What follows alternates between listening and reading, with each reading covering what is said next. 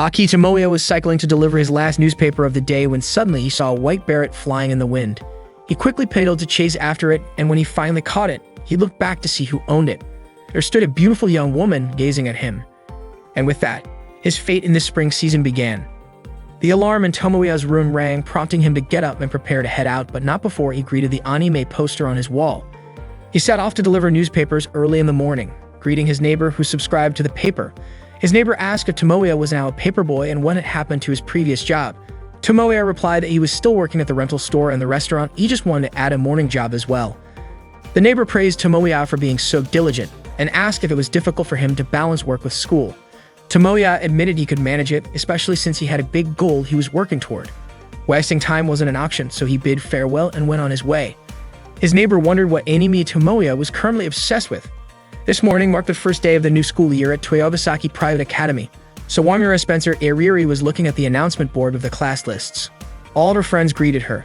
This year, Ariri was in Class 2G with Kyo Isumaki and Azusa Satomi, and she was glad to be in the same class as them. Suddenly, she noticed a girl arriving, staring at her even as she passed through the school gate. Tomoya was in Class 2B this year, and he was once again in the same class as Kamibu Yoshihiko. Yoshihiko greeted him, but Tomoya asked him not to bother him because he was busy. Yoshihiko guessed that Tomoya must be compiling info on winter anime or reviewing the light novel released last March. However, it turned out Tomoya had already completed that. He had summarized the anime within 24 hours of the final episode airing, reviewed the novel 3 days after its release, and had even completed the game review. Tomoya's mission was to provide helpful news without spoilers, allowing his readers to enjoy it fully. Yoshihiko called Tomoya a unique kind of blogger and asked what he was working on now.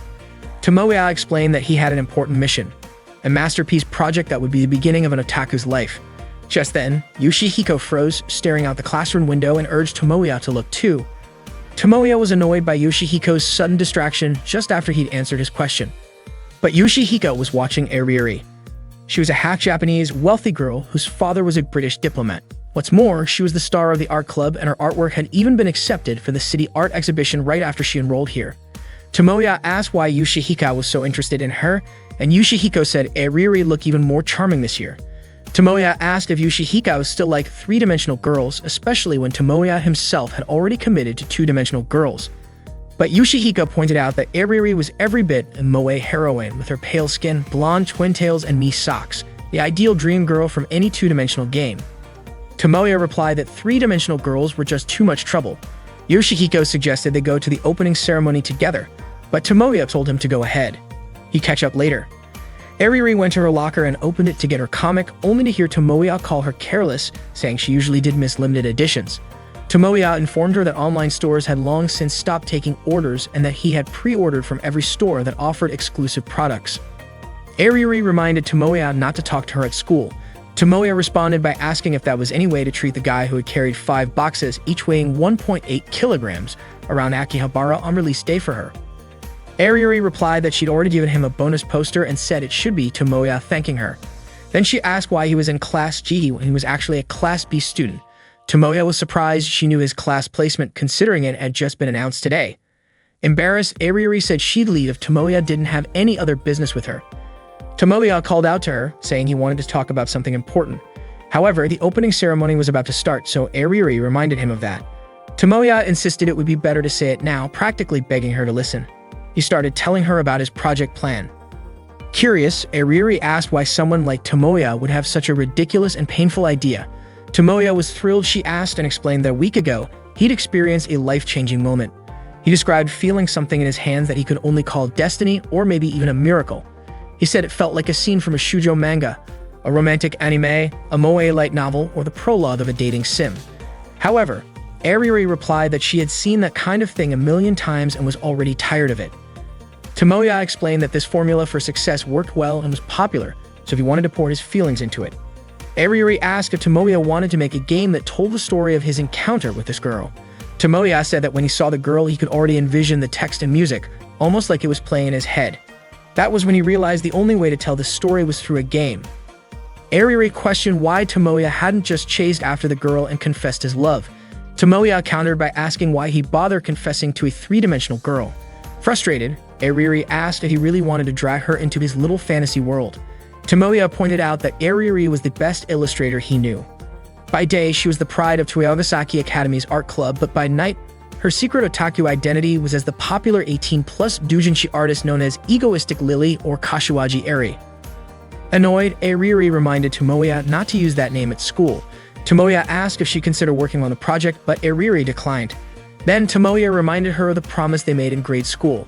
Back then, Tomoya had told her that one day he would be the director of a game company, and when that day came, he would hire her. Ariri had said she would wait for him no matter how long it took and become an artist for his game company.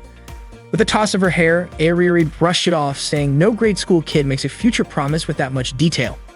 Ariri told Tomoya that if he was really serious about his project, he should be creating the illustrations and script himself, since that's what true doujin artists do. Tomoya said there's no way he could do that, as he'd never be able to capture the girl's beauty, not in a million years. Intrigued, Ariri asked just how beautiful this girl really was, but Tomoya replied that the scene was still etched into his memory. He described her in a white dress and beret, standing on a hill, surrounded by cherry blossom petals blowing in the wind.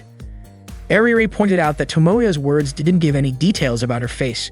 She was sure he couldn't even remember what the girl looked like. Tomoya replied that his feelings weren't about capturing some perfect image. He said he didn't want to lessen her beauty with his attempts. He needed Ariri's illustration skills for that. Frustrated, Ariri tore up Tomoya's project proposal, saying that his thinking was shallow. Tomoya was stunned that a doujinshi artist would say something like that.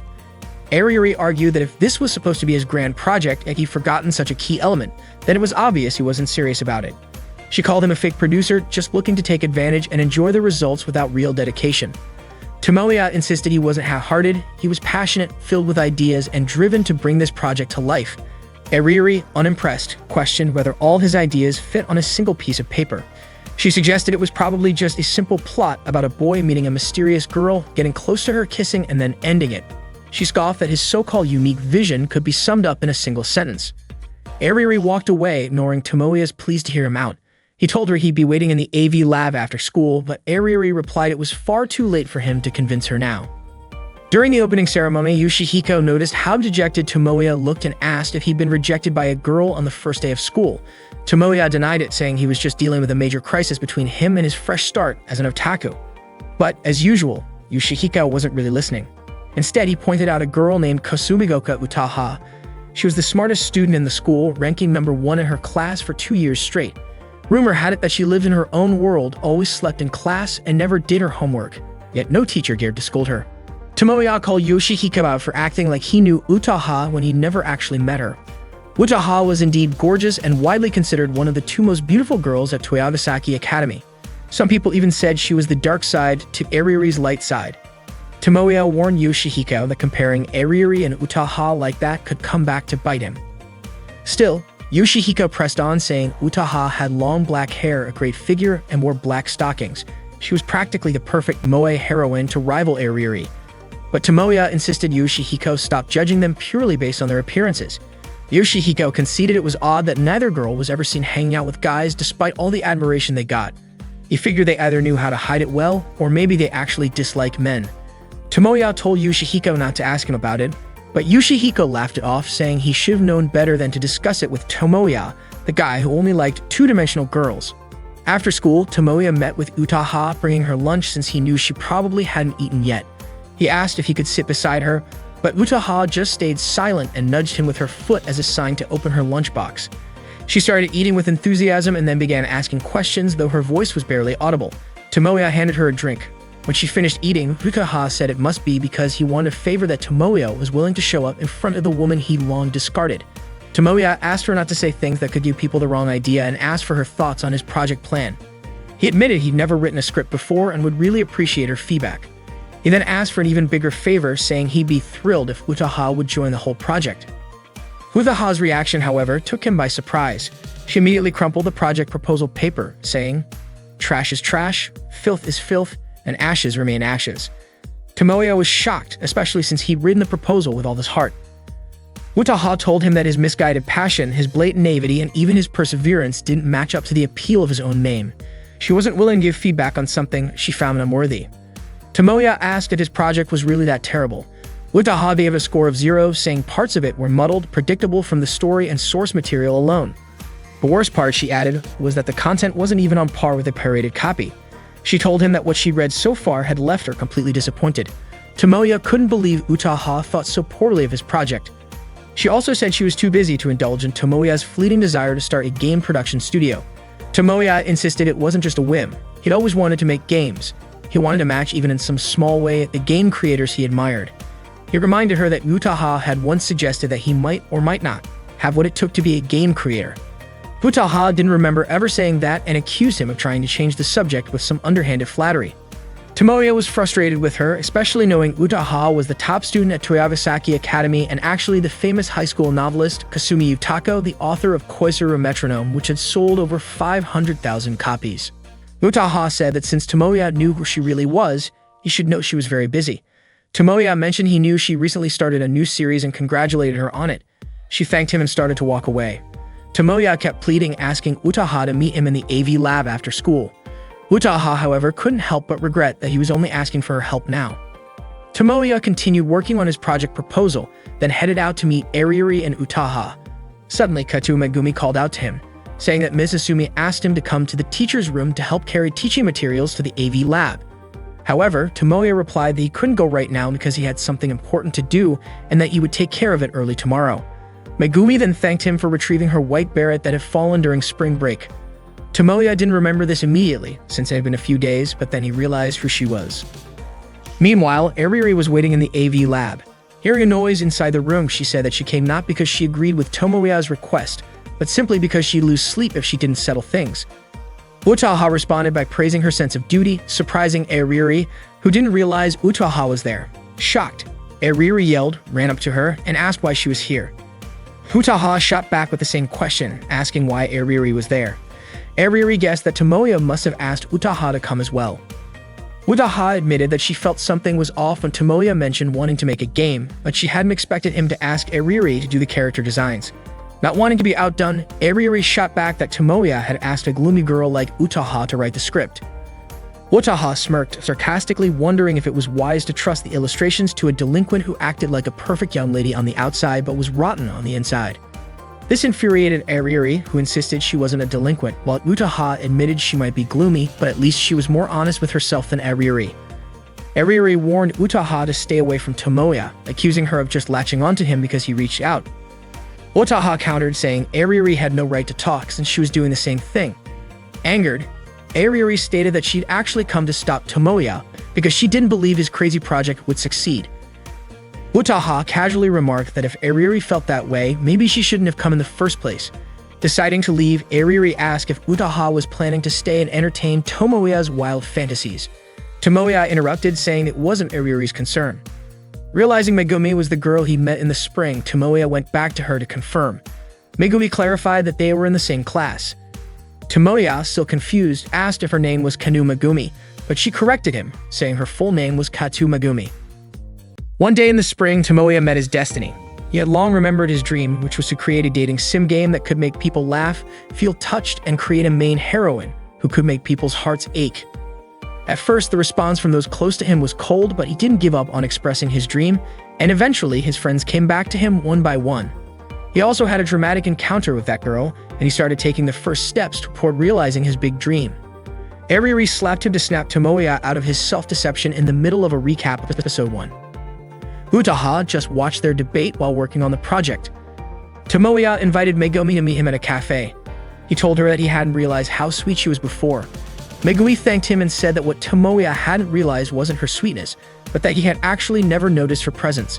It turned out that Megumi had been in the same class with him since the first year of high school. She had always been the girl who was close by. The waiter came over to their table and Megumi began to order food. Tomoya observed how sweet Megumi was with a classic charm. She wasn't too tall or too short, her skin was smooth, and her figure was slender with curves in all the right places. It was clear she was a sweet girl, and Tomoya felt a sense of fate connecting him to her. Megumi thanked Tomoya for treating her, but Tomoya apologized for suddenly inviting her to meet. It was a coincidence that Megumi had no plans that day, so she was able to accept his invitation. Tomoya asked about her hat, and Megumi explained that she had given it to her cousin since he had stopped by and liked it, so she gave it to him as a gift. Tomoya realized that this meeting wasn't just about family obligations. Megumi then asked why Tomoya had asked her that, and Tomoya just thought it was a coincidence. However, Megumi said that if Tomoya noticed her, just like how he noticed him, then it wasn't a coincidence. Tomoya complimented Megumi's good memory, saying she could remember such an insignificant otaku. Megumi told him that even though Tomoya was an otaku, he shouldn't consider himself unimportant. Tomoya believed he had no appeal at all. Megumi then pointed out that Tomoya was one of the 3 popular kids at school. He was known for donating light novels to the library, organizing anime screenings during the school festival, and no one at school didn't know Aki Tomoya. Tomoya still didn't believe it because the otaku population had sharply increased, and they were still looked down upon by society. Megumi then said she was the opposite of Tomoya, that she was truly boring. Her grades weren't that great, she wasn't in any clubs, and she had never served in any class leadership positions. Megumi also admitted that she didn't have many friends, but she wasn't interested in making new ones. That's why she wasn't surprised that Tomoya didn't remember her. Tomoya said that was wrong. Megumi wasn't boring, and he asked her not to think of herself that way. He also told her to stop feeling discouraged because of misunderstandings. Tomoya could guarantee that Megumi wasn't boring, it was just that her character was more neutral, not very flashy. In other words, Megumi wasn't perfect yet, which was why she didn't stand out. Tomoya said all of this loudly, drawing the attention of the other cafe patrons. Megumi asked to interrupt his words, asking if that wasn't worse than boring. Tomoya asked her not to underestimate the boring character type because not many characters develop in a way that stays true to themselves. For example, a character with twin braids, glasses, and freckles. If Megumi combined those boring traits, she would become more charming and grab people's attention because that character would be very clear. Tomoya then asked if Megumi had any unique traits that would make her unforgettable when someone looked at her, and the answer was obviously no. Tomoya emphasized once again that Megumi was sweet from the beginning and her character didn't match up at all, and there was something that needed to be done about her personality flaws. Megumi interrupted again, asking if her personality flaws were a problem for Tomoya. Tomoya replied that it was clearly his concern because Megumi needed to be someone special and her personality needed to be clear. Megumi asked what all of that was for, and Tomoya finally said that Megumi was the girl who should be the heroine of his game. Megumi asked again if that was Tomoya's way of confessing his love to her. Tomoya was confused. Megumi did know that Tomoya was talking to her, but it felt like his gaze was looking at something far away. Tomoya thought it wasn't that he was looking far, but more like from a different dimension. He begged Megumi to help him regain his passion for creating again. Megumi was still confused by what Tomoya was talking about, and he pleaded with her to help him bring back his dream. Megumi then asked if Tomoya was dating the 2 most beautiful girls in school. Tomoya responded that there were 3 mistakes in what she just said. First, the most beautiful girls in school only existed in dating sim game and didn't exist in real life. Second, dating 2 beautiful girls at school was not true. And third, the biggest mistake was that a 2D otaku like him could have a 3D girlfriend. Megumi asked then who the girl outside the window was to Tomoya. It turned out that Eriri and Utaha were watching him from outside the cafe window. They then joined Tomoya and Megumi at their table. Megumi asked why Eriri and Utaha were here. Tomoya said that if Megumi recognized them, things wouldn't be so complicated. Megumi recognized both of them as the 2 most beautiful girls at Toyogasaki Academy. Tomoya asked Megumi to stop mixing up dating sim game with reality. But Megumi said that now she was with 3 famous people from Toyogasaki Academy. She felt like just a speck of dust among them. Tomoya told her that although Eriri and Utaha might seem intimidating, they weren't that bad. Even though they had foul mouths and bad personalities, they were otaku on a much higher level than him. Tomoya introduced Eriri and Utaha as members of his game circle. Eriri was the illustrator and Utaha was the scriptwriter. Megumi still didn't understand any of this. Utaha then said that she didn't understand it either and immediately stepped on Tomoya's foot, saying that this was how a guy who had made plans with a girl ended up hanging out with another girl instead. Tomoya introduced Megumi as the newest member of the circle and the main heroine of the game they were going to create. Megumi said that she had just learned about all of this and Tomoya assigned her a role in the project. Eriri stared at Megumi, making Megumi ask Tomoya why Eriri was staring at her. Tomoya told her not to worry about it because that's just how Eriri looked at people. Eriri then realized that the girl Tomoya had been talking about all this time was Megumi. She didn't even care if Megumi was his girlfriend, a fellow otaku, or just a friend looking for some benefits. Megumi was shocked by Eriri's sharp attitude. Tomoya explained that this was Eriri's true nature, and she was just pretending to be innocent at school. Eriri kicked Tomoya and told him not to talk like he knew her so well. Tomoya asked her not to start a fight with someone she had known for years. They continued arguing, which made Utaha tell Eriri to stop embarrassing herself, but Eriri ignored her. Utaha reminded them that it could become a problem if a Toyogasaki student was seen here and referred to Eriri as mispretending to be innocent. Eriri, annoyed, turned and kicked Utaha's leg, causing their fight to attract the attention of the cafe's other customers. Tomoya tried to calm them down, but once again, Aririri and Utaha criticized the project. Aririri said the project didn't yet convey what feelings the players were supposed to express. Utaha even suspected that Tomoya still couldn't picture what he actually wanted to create. Tomoya responded saying that Aririri and Utaha were speaking as though they were the creators. They both simultaneously declared that they were creators. Tomoya was sure they both actually got along well. Aririri said that if things kept going like this, Tomoya's dream of making the game would just stay a dream. Utaha then gave Tomoya an ultimatum. He could either start writing again or give up. Aririri suggested that Tomoya should just give up, and Utaha saw that Tomoya was almost heartbroken over the gap between his dreams and reality. According to Aririri, the concept of a fated meeting wasn't as sweet as a light novel. Utaha didn't argue with her. She said if meetings were based on fate or coincidence, the world would just be full of childhood friends ending up together. Aririri asked if there was something wrong with that, saying she didn't mean it that way. Tomoya said he had already made his decision. Aririri and Utaha asked together who Tomoya had chosen. Tomoya replied that he chose not to give up. He would rewrite as many times as needed until Aririri and Utaha approved. They thought Tomoya was going to choose one of them, but it turned out he was talking about the project. Tomoya was confident he would create the greatest dating sim game that would touch everyone's hearts. He would also turn Megumi into the main heroine who would make everyone's heart flutter. But when they looked around, Megumi was no longer sitting in her seat. They started searching for her and found out that Megumi had stood up to get a drink. None of them had noticed that she had left. The next day, Tomoya invited Megumi to meet up. Megumi came to Tomoya. Thankfully, the weather was nice today. She mentioned that the weather forecast had been doubtful, so she'd been worried earlier. She asked if Tomoya's house was nearby, saying that she occasionally passed by this street. Tomoya asked if Megumi remembered this place. Megumi said the locals called it Detective Hill because there was a detective agency nearby. However, that wasn't what Tomoya meant, so he asked why she thought he chose this place to meet. Megumi assumed it was because the place was close to his house, but Tomoya said that wasn't the reason. Megumi asked if it was because it was far away, which made Tomoya annoyed, and he explained that this was the first place they met. Megumi then said the place they met was during the entrance ceremony a year ago. Tomoya asked if she understood the purpose of today, and Megumi said that Tomoya probably wanted to talk about something, which is why he invited her to his house. Tomoya explained that this was the problem. What kind of girl would go to the house of a guy she just met? He also told Megumi not to dress like a normal person because no one had ever come to his house looking that normal. Megumi also sensed something was off. She suddenly realized that Tomoya would never invite a real-world girl to his house. Tomoya then asked why she still came if she knew he was strange and why she came so easily if he was an otaku.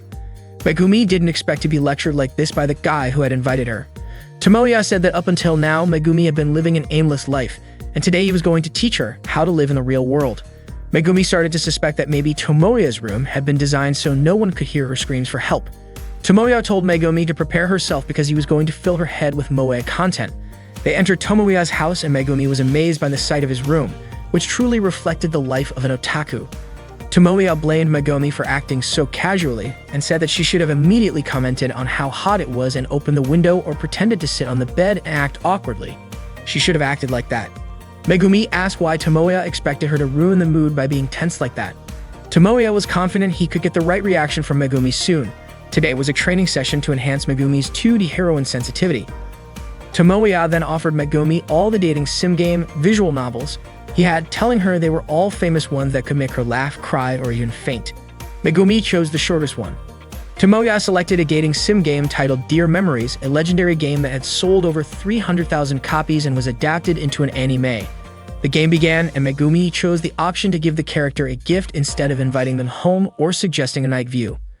Tomoya said that her choice was wrong, but Megumi argued that giving a gift was a natural choice to make their date memorable. Tomoya considered Megumi to be insensitive. He told her that the point of the game wasn't about giving a keepsake, but about creating memories together. Megumi said that what mattered most was the memory they shared, not the gift itself. Tomoya agreed, mentioning that giving a gift could lead to awkwardness after a breakup. He then told Megumi to take a break while he explained something. He began teaching her about the heroine of a dating sim game, something Megumi didn't know much about. He explained that heroines in dating sim game were representations, not robots that always give the same answers when a player clicks on certain points. They were warm-blooded humans, more captivating than real girls. That's how Megumi should be. Megumi responded, saying that this meant the heroines could change or even break up with the player. Tomoya couldn't even imagine a 2D girl breaking up with him. He couldn't live without her. They finished the game and Tomoya was crying after hearing a particular scene.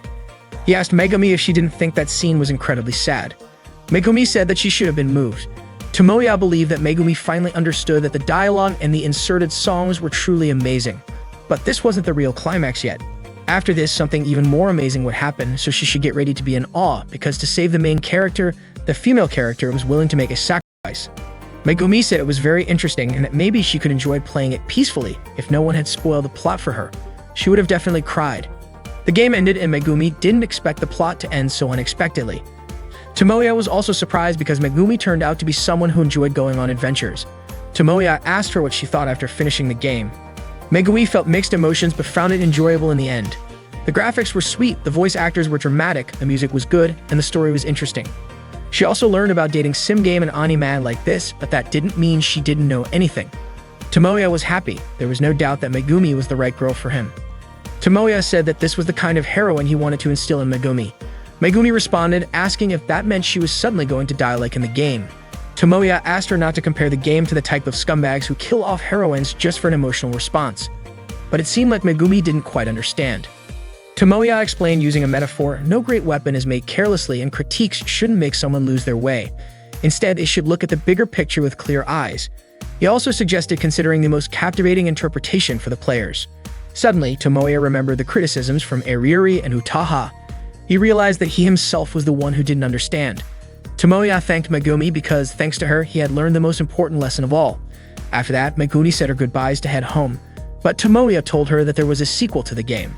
And this was the beginning of the story, the birth and rise of it.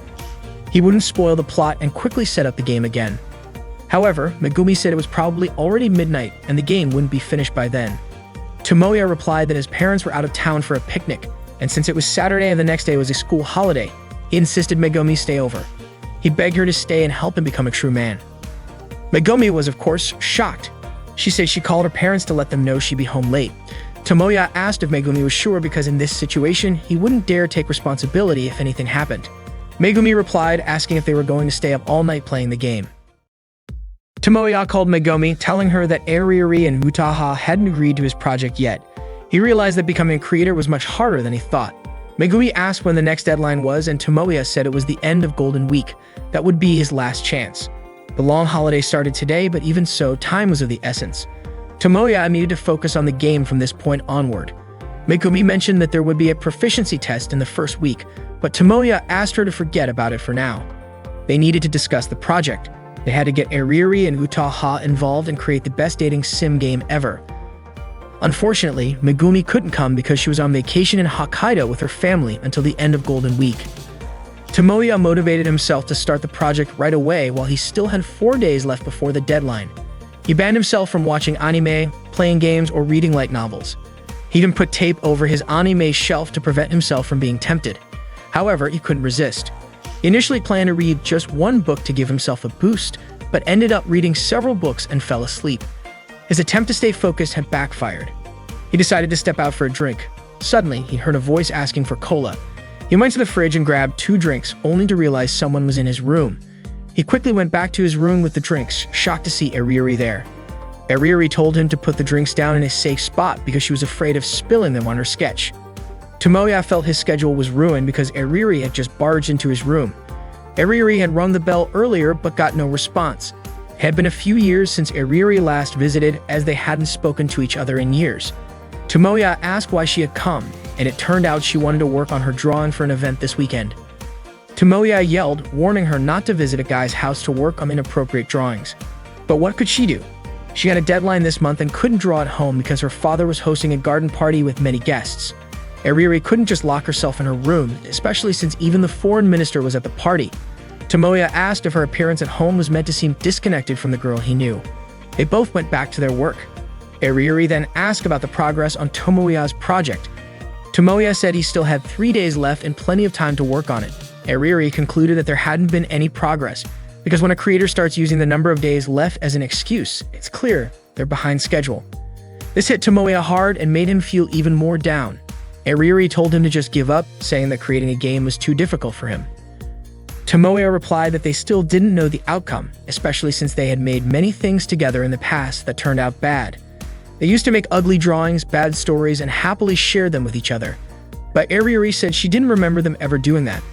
Now she was part of a famous circle, and whatever Eriri could do, Tomoya could do as well. Tomoya would do what he loved, and one day he would become a creator more popular than Iriri. Iriri said that if Tomoya could do that, he wouldn't need to worry about her. Hearing that, Tomoya thought that Iriri had come here to cheer him up. Iriri yelled in frustration and told Tomoya not to think weird things about her.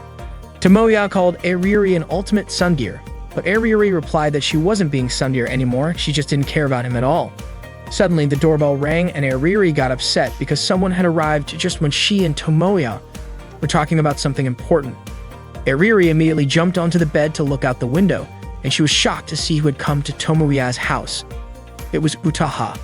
She mentioned that Tomoya's room was tittier than she had imagined, even though it was clearly the room of an otaku.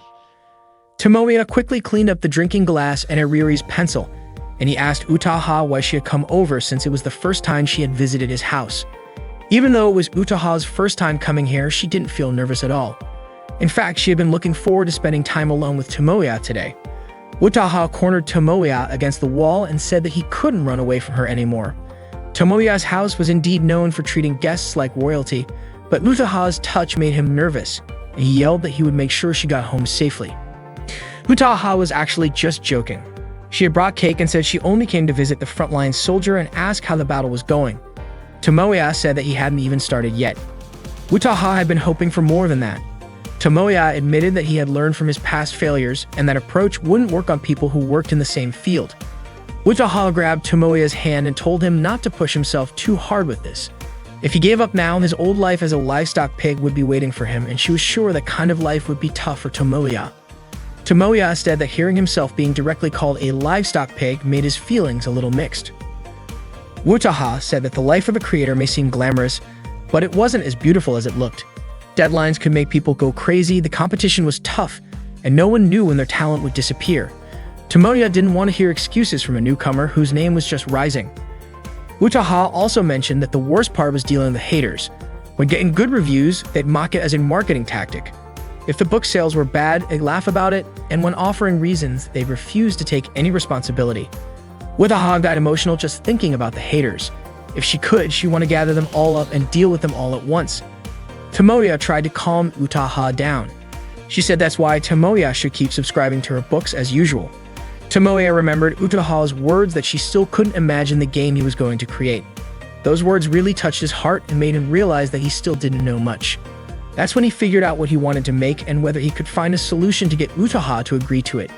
Tomoya begged Utaha to give him some time because he would work hard to make a project proposal that she would approve of.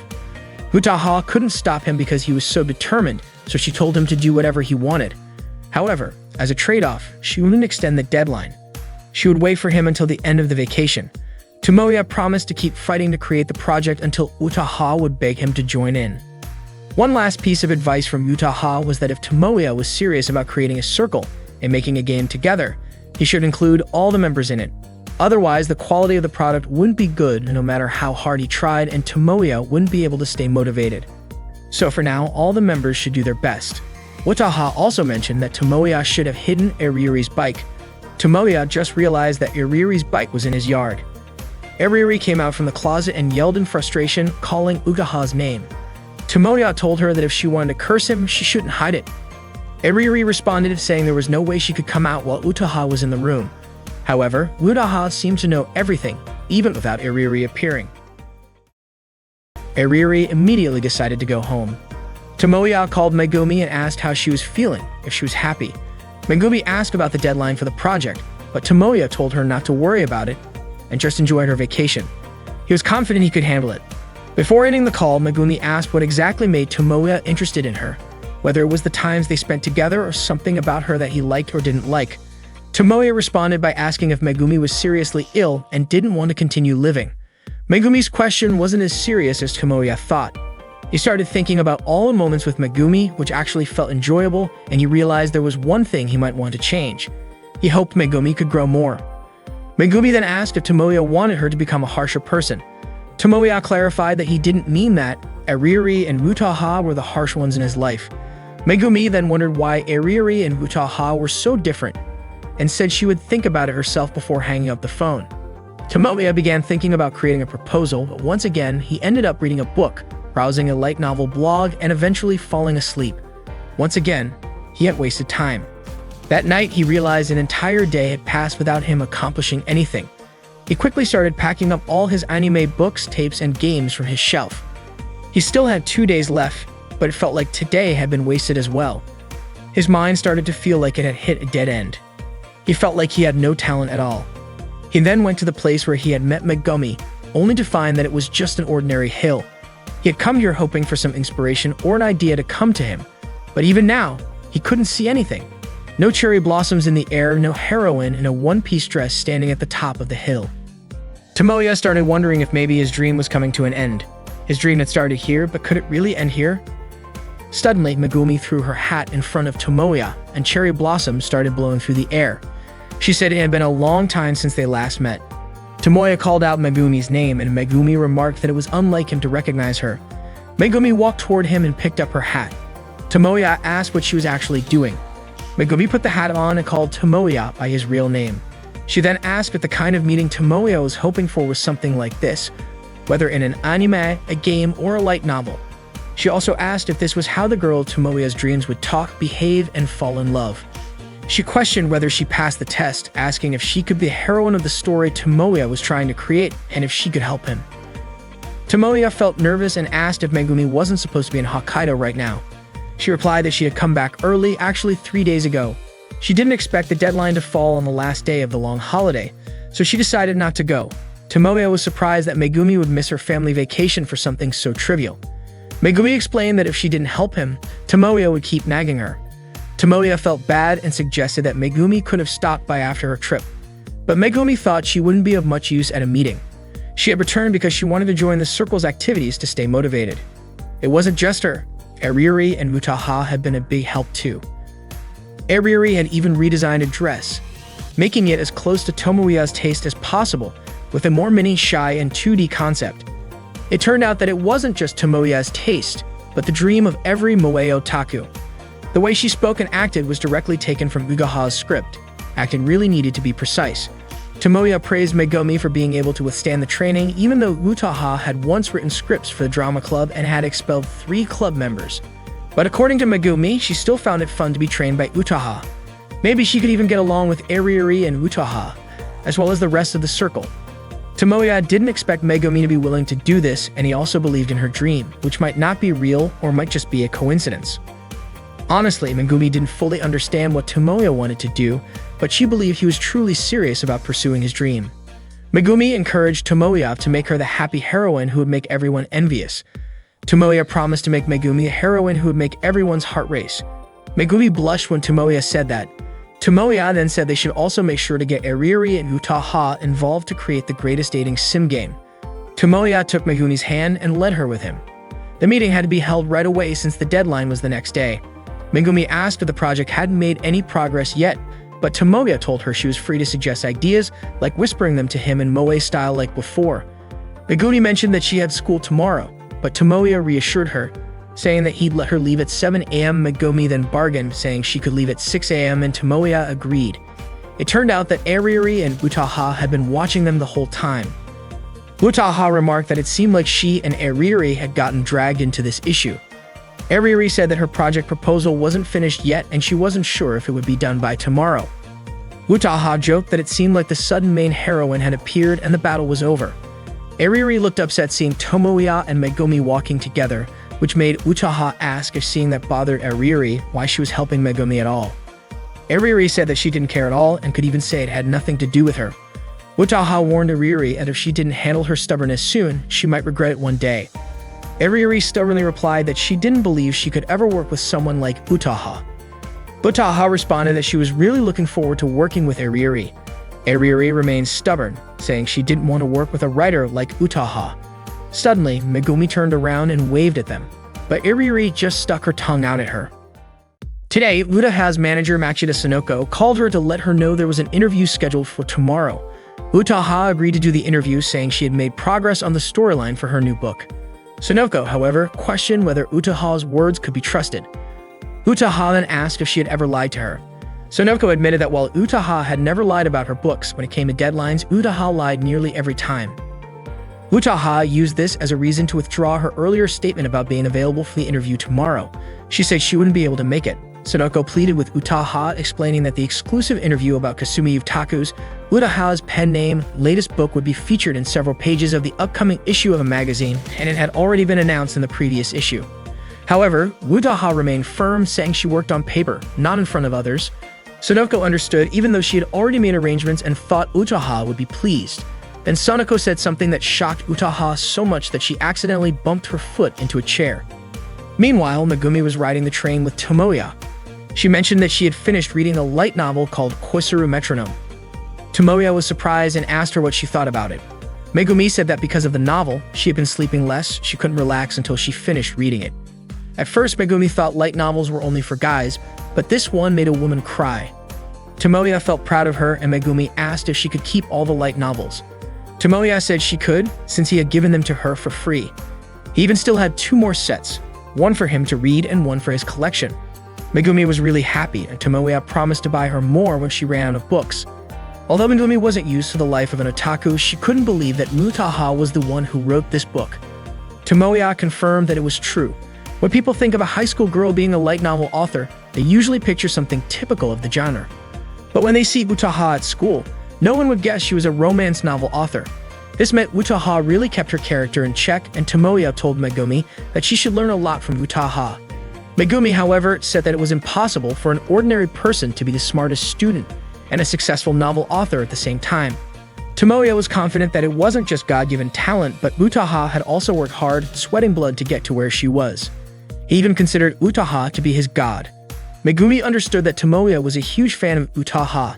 He couldn't wait for her next book, and this time, he hoped there would be an anime adaptation. Megumi was also curious about the plot, wondering if it would have a love story similar to Koisaru Metronome. Tomoya said he would ask Utaha about it, but Megumi doubted Utaha would reveal something so important, since talking about it might be considered unprofessional. Tomoya fell silent upon hearing Megumi's words. Megumi then asked why Tomoya's reaction seemed like it triggered some past trauma. Tomoya assured her that he hadn't been hurt in any way and asked Megumi not to misunderstand. Megumi didn't want to go any further into the topic. Tomoya said that today would be the day he could ask Utaha everything he wanted. Today, Tomoya was about to interview Utaha, but Utaha asked him what all this was about. It turned out that a week ago, Tomoya had received an email from Utaha's assistant editor offering a job. Sonoko explained that since Utaha was shy around strangers, reluctant to work with others, and quick to get emotional, a typical news writer wouldn't be able to interview her. That's why Sonoko thought Utaha might be more willing to do it with someone she knew. Utaha said she just wanted to go home and sleep. Tomoya immediately stopped her, begging her to agree to the interview. Utaha repeated that she was shy, hard to work with, and easily irritated. Tomoya agreed with her and let her start walking away. But then he quickly apologized, admitting that he had mixed politeness with his personal opinions. Tomoya had guessed Utaha wouldn't want to do it, but when he found out it was an opportunity to learn more about Utaha's new book before anyone else, he couldn't turn it down. Sonoko suggested that Utaha just accept it, pointing out that it was just a small request from a writer who had already sold 500,000 copies of her book. Utaha was shocked that Sonoko, as a grown woman, would tarnish the workplace by bringing an amateur into it like that. Eventually, Utaha agreed to do the interview with Tomoya. He began the interview, which would be featured in Undead magazine. Regarding her new book series, Tomoya asked if this new series would be similar to Koisaru Metronome, which was set in Wago City. Utaha confirmed that she had intentionally made it similar. Tomoya then asked if that meant the new book was connected to the previous one in some way, like if it would take place at the same school or feature the same characters. Utaha started to feel sleepy and only answered with one word, possibly. Tomoya reminded her not to fall asleep after just 30 seconds of the interview. Utaha couldn't hold back her sleepiness because she had stayed up late working on the plot for her new series. However, Sonoko pointed out that she was the one worried because Utaha hadn't made any progress despite staying up all night and hadn't even written a single draft. Utaha then fell into a deep sleep. The table was now covered with various energy drinks to keep Utaha from falling asleep again. Tomoya continued with his questions. He mentioned that the continuation of Utaha's book Koisaru Metronome was highly anticipated, but it seemed like Utaha was under pressure because of the high expectations. Utaha simply said one word, no. Tomoya clarified, asking if she meant that no matter how much her life changed, it wouldn't affect her work, and she would continue to give her best. Utaha said that honestly, she wasn't sure her new series would sell as well as her previous one, purely because of her own abilities. Tomoya asked if it was because of the support from her readers that made Koizuru Metronome a hit and hoped that everyone would like her new series. Utaha remained indifferent in her response. Tomoya then praised Utaha for her outstanding involvement, saying it was the key to her success. However, Utaha responded that it was because of Tomoya that Koizuru Metronome sold so well. Tomoya insisted that his actions didn't have much of an impact. Sonoko, however, pointed out that Utaha's statement was half true because there had been a significant boost in sales after the book was featured on Tomoya's site. They had originally planned to summarize the book in volumes 2 or 3, and it had never even been posted, let alone reprinted. Honestly, the book wouldn't have appeared at all if it weren't for the hardcore fans of Fantastic Bunko. Tomoya quickly asked them not to reveal such details, adding that the publisher was at fault for not doing their job properly. Utaha agreed, especially since Fushikoa Shoten was indifferent to newcomers. Sonoko confirmed this, saying their sales department was completely unenthusiastic. Tomoya was feeling confused about what he would write for the interview results. He was also getting exhausted from conducting it and suggested speeding things up. Utaha, noticing how long they had been there, remarked that the interview didn't seem to have much substance. Tomoya explained that it was because the interview was difficult to work with. Utaha, on the other hand, blamed Tomoya for trying to understand her unpleasant comments. Tomoya then suggested wrapping up the interview with one clear answer. He asked Utaha to tell the readers what she hoped for in order to finish the next series. Utaha became more serious and said that she had recently brought her best work, Koizuru Metronome, to a happy ending. As a woman, she had no personal connection to it, but she was lucky to have the chance to try something new, thanks to the support of readers who had backed a book written by a complete beginner. To repay her readers, she would do her best in her next project, and even more so, she really hoped for continued support from them. Utaha then asked Tomoya for his opinion on her answer. Tomoya praised her, saying that her gratitude was reflected in her books. He said that was the Utaha he knew. Utaha reminded him to write projects in the plural form for future work, as it meant she got 2 projects to handle. Tomoya was surprised to hear that Utaha would be joining his project. She mentioned that she would be joining Tomoya's circle next week and told him to get ready because she didn't want anyone slacking off. Utaha also expressed some concern about whether Eriri would join. Tomoya thanked her and Utaha added that he should be ready to work with her. Tomoya grabbed Utaha's hand and said that in his life, he would never do anything to ruin her. Sonoko suddenly woke up and called them both to start a meeting to discuss work priorities. Tomoya was startled and asked since when Sonoko had woken up and started paying attention to them, especially since it was already late at night. Sonoko replied that they were used to working late. Tomoya then realized how tough life in publishing could be.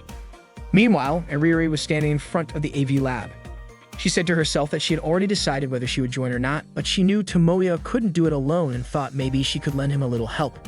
Suddenly, Utaha spoke up. Eriri was surprised to see Utaha there as well. Tomoya told her she was late, even though they had already started earlier. Eriri shouted, asking how Utaha had arrived before her. Utaha calmly replied that everyone had been told to gather there at 2:30 p.m., and it was Eriri who was late. Utaha then added that she had been personally convinced by Tomoya to come, so she had no choice but to join. Eriri got upset because she hadn't been convinced in the same way, and Tomoya quickly told Utaha not to say things that could cause misunderstandings. Utaha then called Eriri someone who could never be satisfied unless she won, saying she would be a terrible girlfriend and was the type of person who would lose everything because she couldn't control her emotions. Eriri blew up and Tomoya stepped in, taking responsibility for the whole situation. He then started explaining the schedule for the dating sim game project, mentioning that he planned to finish the game by December and have it ready for a winter Comic-Con debut, meaning their legend would begin with the new year. However, both Eriri and Utaha disagreed, saying it was impossible. Eriri objected because she was also involved in other clubs and had commitments with her circle. Utaha also had a problem with the timing as it clashed with her book writing schedule.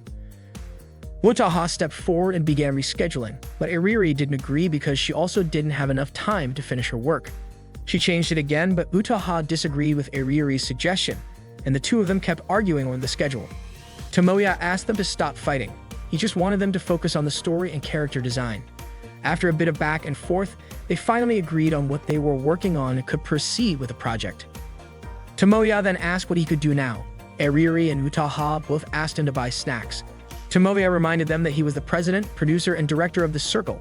However, Eriri insisted that Tomoya should focus on designing the characters, and Utaha also suggested that he focus on the plot, script, and everything else. In the end, Tomoya gave in and went to buy the snacks. Suddenly, Utaha remembered something important. The key to the project's success was raising funds for expenses like DVD production, packaging, manuals, printing costs, and more. The estimated total could range from 100,000 yen to 1 million yen. Tomoya was shocked to hear that because no high school student had that kind of money. However, Ariri argued, explaining the details of the costs at Comiket, starting from book sales, printing fees, and profits. Similarly, Utaha explained the breakdown of her first book sales, printing costs, and royalties she earned. The amount was considerable, and Tomoya asked if they had already filed a tax return. Seeing that Tomoya seemed overwhelmed by the budget, Utaha offered to lend him the money, but not for free, and assured him it wouldn't come with high interest.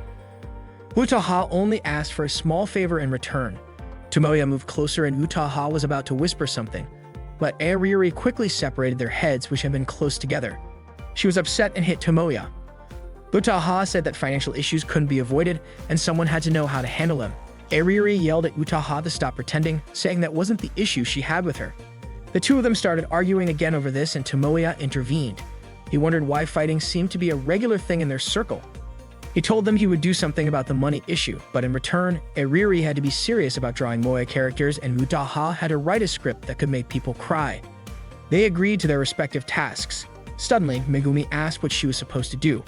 That was when the three of them realized that Megumi was also in the room.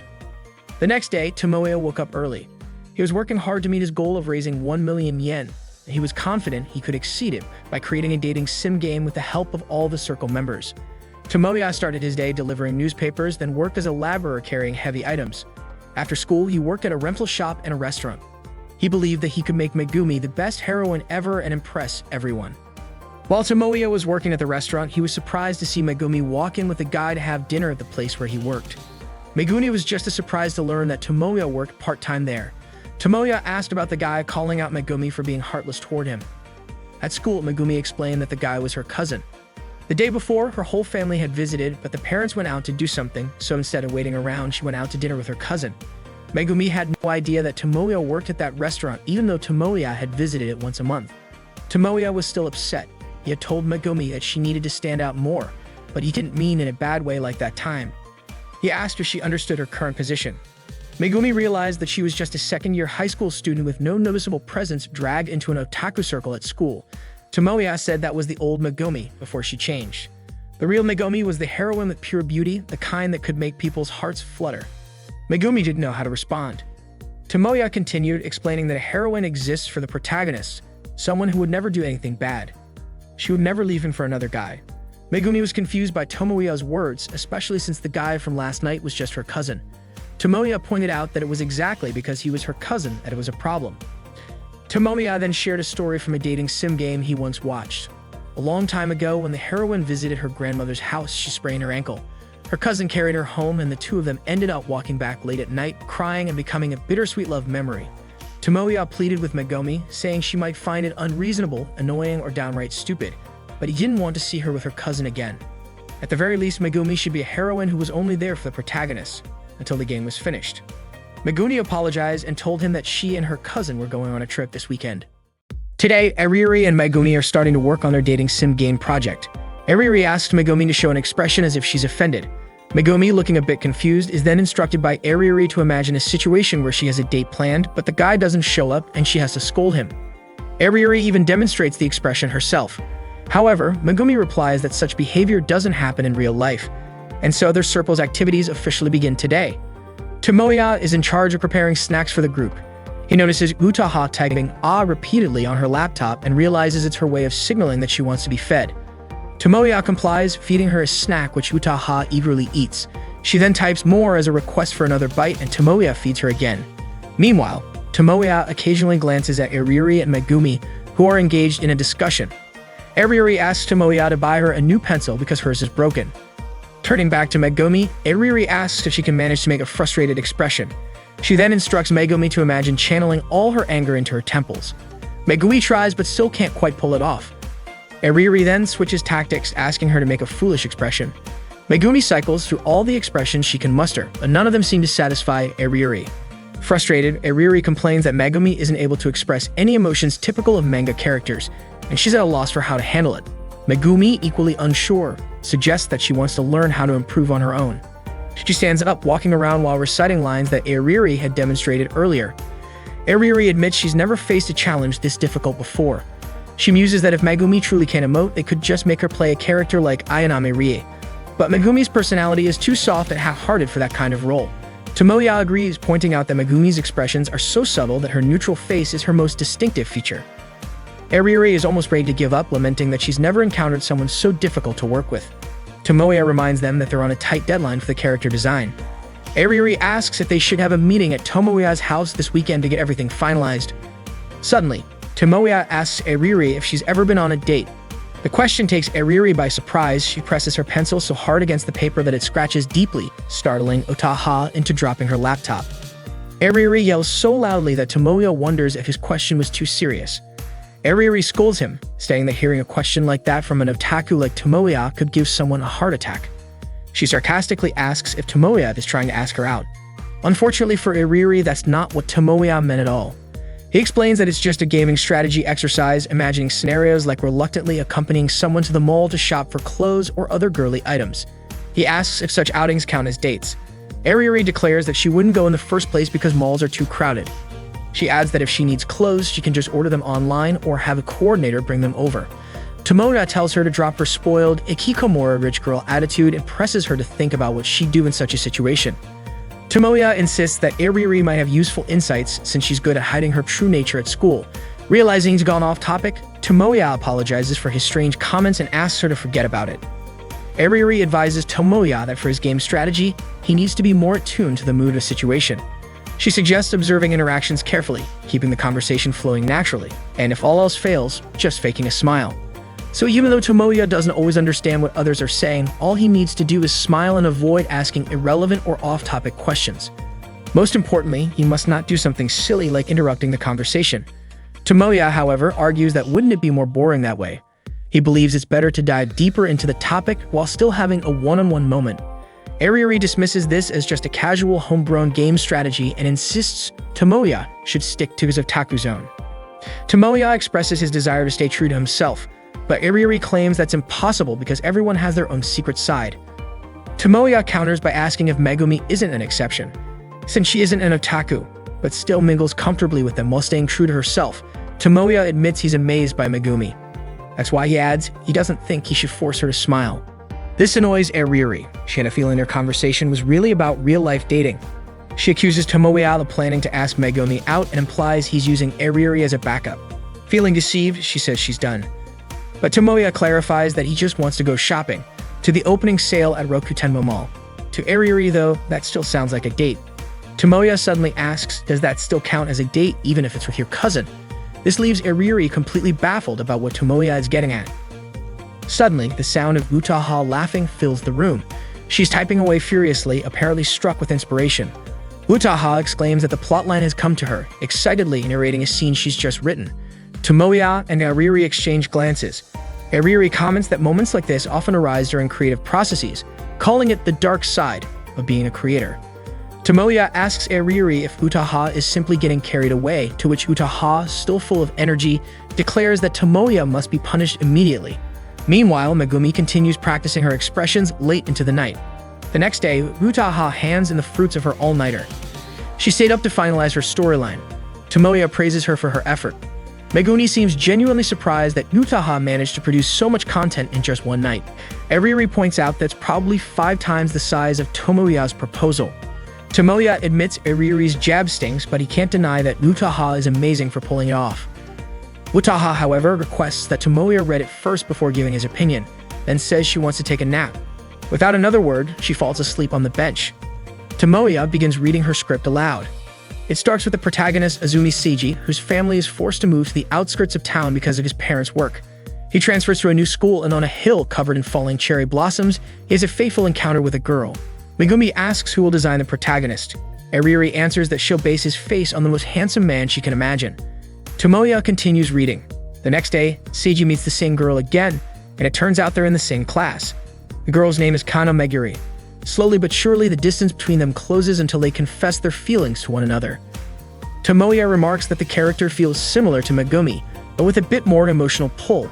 However, Meguri's personality starts to change. Her strange obsession with Seiji begins to surface, accompanied by subconscious fears and memories from before her birth. Concerned about her behavior, Seiji confronts Meguri and suddenly, she says something unexpected to him. Tomoya asked Megumi to read Meguri's dialogue. Megumi complied and began reading the scene, where it turned out Meguri called Seiji Big Brother. Tomoya continued narrating the story. Meguri started recalling her past life of forbidden love and a family tragedy. Each time Meguri remembered those memories, a series of events unfolded between her and Seiji. Eventually, a foe from their shared past emerged to stand between them. Tomoya suddenly yelled out because what happened next was absolutely crazy. Driven by their resolve to protect one another and defeat their enemy, the two lovers ended their sibling relationship. Megumi commented that siblings falling in love doesn't happen, but Tomoya argued that it absolutely does in the world of 2D. Eriri agreed with Tomoya and urged Megumi to take it more seriously. Tomoya continued reading. The fight finally ended, and the two broke the chains binding them to their past, embracing their forbidden love as they faced an uncertain future together. He then asked Megumi to read Meguri's lines again. Eriri remarked that even if they had a script, if the acting was half-hearted, it would still feel empty. Megumi apologized, admitting she wasn't used to 2D-style behavior. Wataha woke up and asked Tomoya what he thought about the storyline. Tomoya said it was genuinely interesting and felt completely different from her previous works. He praised the tension and shocking twists as truly remarkable. Eriri chimed in, pointing out that the heroine being a reincarnated younger sister and also a yandere wasn't too far off from Wataha's usual style, but she admitted it was decent. Megumi commented that the setting felt a bit rigid. Wataha responded by saying it seemed like no one had any real objections and asked if this could be considered the final concept. Eriri agreed, saying she needed to finalize the character designs, so it would be better if the plot was locked in.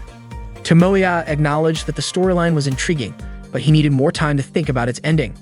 Eriri grew irritated, arguing that it should be good enough as it was, especially since everyone, including Tomoya, had already said it was interesting. But Tomoya disagreed. He admitted the story was engaging and exceptional, but said it still didn't feel satisfying to him. Eriri, now frustrated, claimed that subjective critiques like his wouldn't help anyone improve. Tomoya admitted he was at fault and wished he could explain himself better. Even so, he insisted that in its current state, he couldn't call it his work. This infuriated Eriri further, and she snapped, telling him he should just write it himself then. Wataha intervened, warning that if Eriri said things like that, the project would fall apart. There are things a director should never say to a creator and vice versa, and Eriri had crossed that line. Eriri, feeling even more irritated, asked who she was even doing all this for, but Wataha coolly replied that it was certainly not for her. Wataha then walked out. As she passed Tomoya, she remarked that once again he had given her an answer. Afterward, Megumi suggested postponing their plans to go to Rokutenbo Mall, pointing out that Tomoya wasn't in the right mindset. She thought it would be better to go another day. However, Tomoya insisted they should still go on their date tomorrow, and it seemed Eriri overheard him from outside the room. The next day, Tomoya and Megumi went to Rokutenbo Mall together. The mall was packed with people and the lines were long, but Megumi found the whole experience enjoyable. Tomoya, on the other hand, felt uneasy. Megumi asked him if the crowds were making him feel sick. Tomoya admitted he could handle it for now, but only because it wasn't a gathering of otaku under someone's command. Tomoya then asked if the overwhelming chaos didn't bother Megumi. She replied that whether it was normal or not, it was just casual chatter to her. Then the mall doors finally opened. Tomoya pushed his way through the crowd to enter. Once inside, they found a bench and sat down, both feeling utterly exhausted. Tomoya apologized, pointing out that they had queued since early morning only for him to suggest taking a break. However, Megumi was the one who apologized instead. Tomoya couldn't understand why people couldn't line up properly. He found it especially frustrating that the mall staff merely monitored the crowd from the front and back without trying to manage the chaos. Many shoppers cut in line without hesitation, and to top it off, the sheer number of couples in the crowd was overwhelming. Tomoya grumbled, clearly annoyed at all the normal people present. Megumi pointed out that technically, by being there together, she and Tomoya were also contributing to that number. Tomoya called this the baptism ritual of Rokutenbo Mall. Megumi, not understanding what he meant, suggested it might be better to visit the mall a month after its opening. Tomoya disagreed, saying the situation would likely remain the same. He clarified that it wasn't the number of people present, but their attitudes. He compared it to Japan's largest queues, saying they weren't nearly this chaotic. There, no one would cut through corridors, take shortcuts on escalators, or push ahead in line. Everyone respected the system, and the enthusiasm of the participants ensured the event's success. Megumi deduced that he was referring to comic-related events. Tomoya corrected her, saying it wasn't just comic-related. It was the comic market, or Comic-It, held twice a year in the summer and winter. He explained it was Japan's and possibly the world's largest doujinshi sales event, drawing over 500,000 attendees. Yet Megumi still described it as comic-related, much to Tomoya's chagrin. Seeing Tomoya's passion light up as he spoke, Megumi remarked that he seemed to have recovered his energy. Tomoya retorted that he had never witnessed chaos like this at Comic-Con, even though it had 10 times the number of attendees. He reflected that the key was to see everyone as part of the same Otaku tribe or fellow hoarders of cherished collectibles. Tomoya then asked Megumi which stores she wanted to visit and began marking them on the mall map. Megumi asked if he was sure he could handle it if she named all of them. Undeterred, Tomoya started mapping out and connecting their shopping route. As Tomoya meticulously planned their itinerary to make things easier, Megumi told him there was no need to overthink it. They could just wander and visit stores as they came across them. But Tomoya refused to let this shopping trip devolve into an aimless battle. With determination, he declared that they would win this game by sticking to his carefully plotted route. They successfully made their first purchase at the initial store on the list. However, Tomoya decided to change their route when he learned that the next store had a 2-hour wait time. Megumi thought this meant they would skip that store altogether, but Tomoya assured her it was too soon to give up. He explained that the current congestion was likely due to limited edition items only available that day. Once those items sold out, the crowd would probably thin out. Megumi couldn't believe how much thought Tomoya put into what seemed like an ordinary shopping trip. Tomoya explained that the frustration of not being able to buy something you've been eagerly anticipating is the same, whether you're an otaku or just a regular person. Megumi nodded in agreement. They continued to the next store. Although Tomoya was visibly tired, he kept cheering Megumi on. As the day wore on, the mall grew even more crowded, making their progress more challenging. Still, Tomoya encouraged her, saying that their timing would work out if they kept moving forward. At one point, Megumi accidentally bumped into someone and nearly fell. Thankfully, Tomoya quickly grabbed her arm, steadying her. He told her firmly not to let go of him. Battling through the dense crowd, Tomoya held on to Megumi as they made their way forward. Finally, they reached the last store on their list. Both of them felt a wave of relief and joy. Megumi was amazed that they managed to finish everything in just one day. She thanked Tomoya for all his effort. However, Tomoya brushed off her gratitude, saying that the exhaustion he'd felt in the past was far worse than this. Megumi suggested that Tomoya take a break, noticing how drained he looked. While browsing in the store, Tomoya spotted Megumi at a counter examining glasses. To his surprise, Megumi was picking out a pair for him. She carefully chose one and placed it on Tomoya's face, saying it was a gift to thank him for accompanying her today. Tomoya was stunned.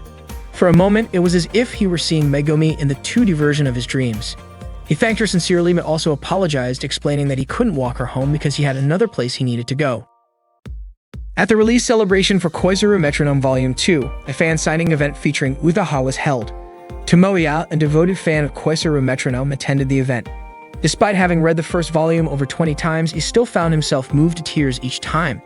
Tomoya shared that when Naoto tried to win Seiyuka's heart in Chapter 6, it was deeply touching, but the misunderstandings they faced later became frustrating. He also admitted that at first he struggled to understand Seiyuka's character and thought process. However, by the 5th read-through, he started to suspect the story might be based on Utaha's own experiences. Each subsequent reading brought new understanding. While he humbly confessed he might not be the best reader, he emphasized how profound the story of Koizuru Metronome felt to him. Utaha then asked if Tomoya was a student at Toyamasaki High School and instructed him to call her senpai. Later, Tomoya tried calling Utaha, but she didn't pick up. Sonoko, noticing the incessant ringing, asked why Utaha wasn't answering her phone. Utaha casually responded that she didn't need to answer it. Tomoya, realizing she was probably upset with him, hurriedly ran to a cafe. Sonoko then asked Utaha if the caller was Tomoya. Utaha questioned why Sonoko would think that, especially since she had mentioned him all day. Sonoko pointed out that Utaha had been avoiding the topic all day, which only made it more obvious that Tomoya was on her mind. Utaha firmly denied it, stating she wasn't thinking about him, had no interest in him, and didn't even want to talk to him. In a prior encounter at a cafe, Tomoya had woken Utaha, who had dozed off at the table, and asked if she found him boring. Utaha explained she had been working overtime because of looming deadlines, including the plot for her 4th book. Tomoya used the opportunity to bring up the cliffhanger ending in the 3rd volume, calling it cruel. His excitement in discussing her books, however, seemed excessive to Utaha, who told him there was no need to get worked up over minor details in her novels. Tomoya argued that what might seem trivial to her held immense significance to the characters and readers eagerly awaiting the next installment. Utaha asked Tomoya what kind of story he wanted to see next. Surprised, Tomoya questioned if she was serious about asking him for input. Utaha clarified that it wasn't unusual for an author to seek feedback and ideas from readers, just for inspiration, of course. Tomoya eagerly dove into his thoughts, passionately sharing his perspective on the light novel's plot. Utaha quietly smiled, watching him as he poured his heart into giving her feedback. Back at the cafe, Tomoya was greeted by a waitress who asked if he was alone. He admitted he had planned to meet someone, but it seemed they weren't coming. Meanwhile, Sonoko, relieved that her work was done for the day, decided to return to her hotel to drink beer and sleep. Before leaving, she advised Utaha to call Tomoya if she felt bothered. Utaha denied being bothered, insisting she was busy and saw no need to greet him. Sonoko reminded Utaha of the things she wanted to say to Tomoya and urged her to stop being so stubborn and face him. Teasingly, Sonoko asked if Utaha's attitude was the reason she still didn't have a boyfriend. As heavy rain began to fall, Sonoko went off to buy an umbrella. Left alone, Utaha admitted to herself that she never really understood someone like Tomoya. At that time, Utaha offered Tomoya the chance to read the draft for the ending of her book, but Tomoya refused. Utaha asked him why he didn't want to read it when he usually jumped at the opportunity to see her drafts first. Tomoya countered by asking why she wanted to show it exclusively to him, especially since it was her final book. Utaha revealed that she wanted to know if the ending met his expectations, whether it aligned with his hopes for the protagonist's decision and the heroine's future. She admitted that Tomoya's response could influence how she finalized the story. Tomoya asked why Utaha didn't have confidence in her own work, but Utaha insisted that she wanted to hear his thoughts and feelings about it. Tomoya, however, responded that what he truly wanted was to see Utaha's decision, not an ending tailored to his preferences. Utaha asked him once more if he would read the manuscript, but Tomoya firmly said he couldn't, as he didn't have the right to do so. Still unsatisfied, Utaha pressed for an explanation. Tomoya finally shouted that he was her biggest fan, and that alone was his reason. It was as simple as that. Months later, Tomoya was still waiting for Utaha to forgive him. 6 months had passed, and he wasn't sure when, or if, that day would come. The last train to Ikebukuro had arrived, but Tomoya suddenly decided not to board after hearing someone bid him goodbye. The voice sounded just like Utaha's farewell 6 months ago when he had escorted her home.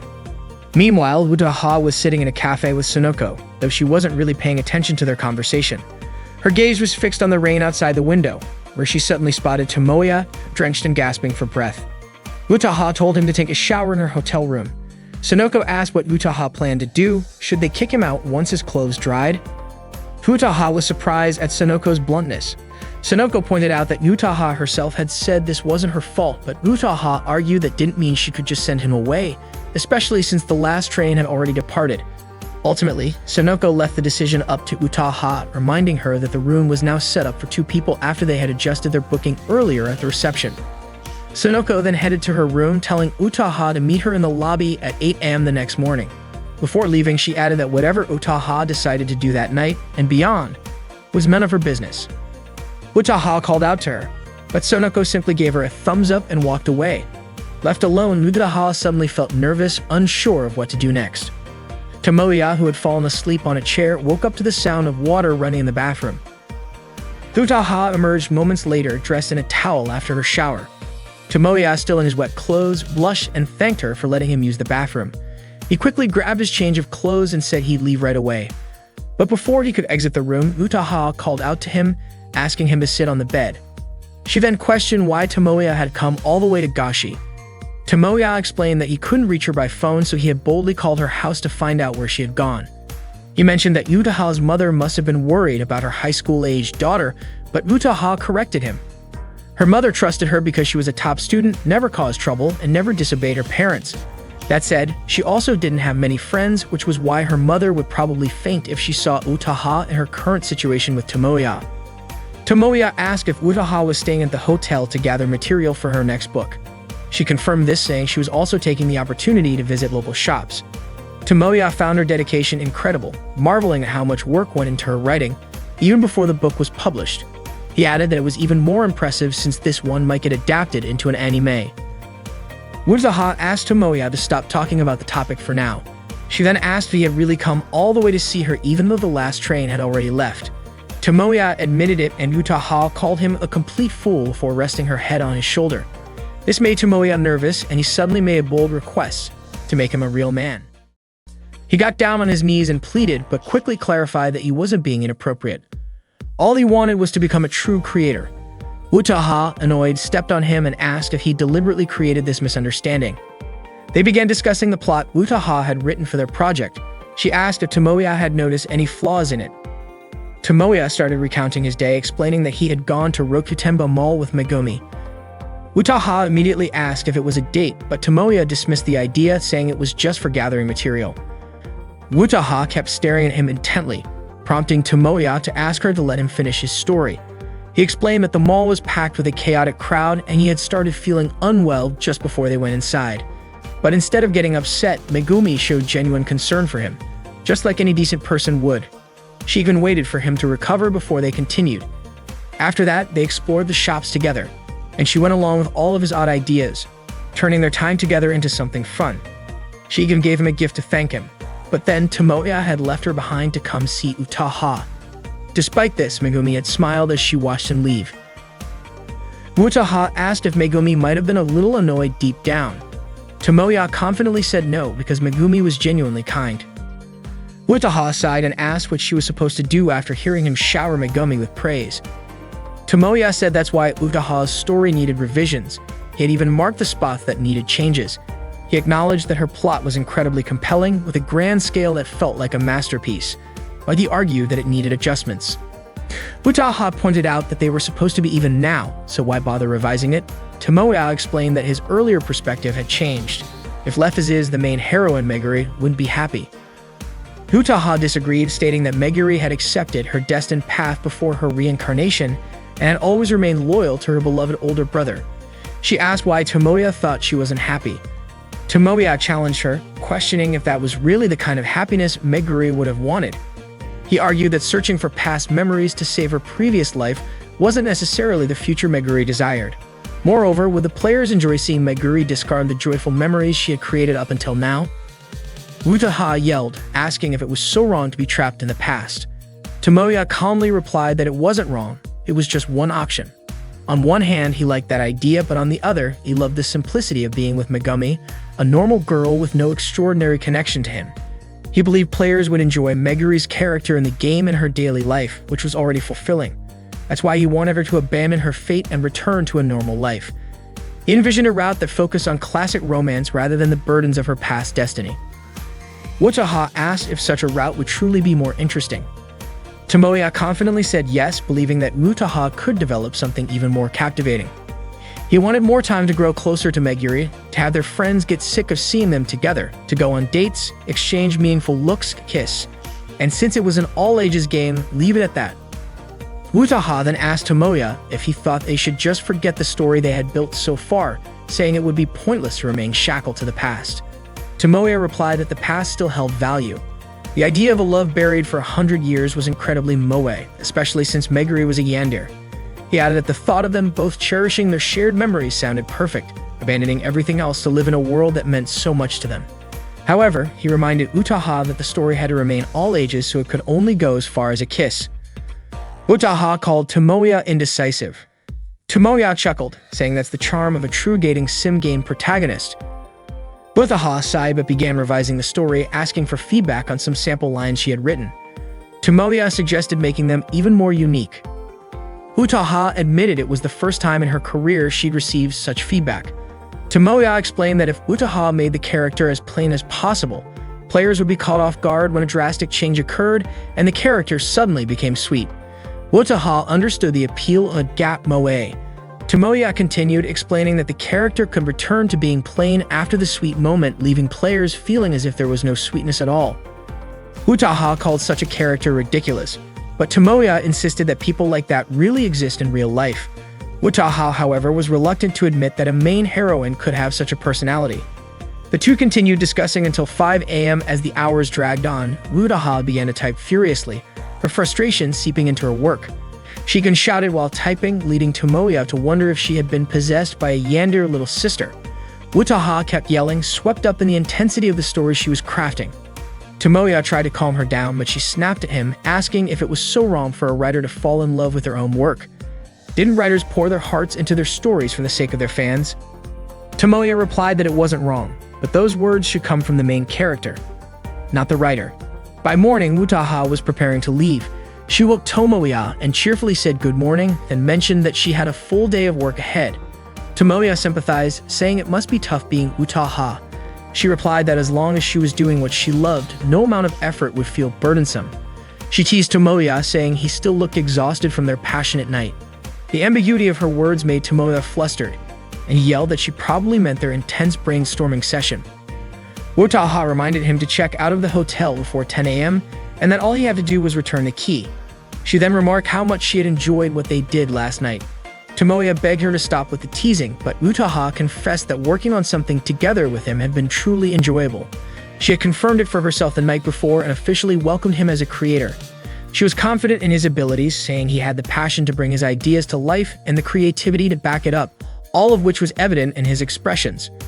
She reminisced about how a year ago she had poured her blood, sweat, and tears into her writing, all for the sake of winning over stubborn, difficult, and demanding fans. She had revised her work repeatedly and faced numerous challenges during the editing process, but even in the toughest moments, her heart had never wavered, and she had finally completed her story. That was the experience she wanted to share with Tomoya. She invited him to pour their blood, sweat, and tears into their work together from now on. Tomoya smiled at her words.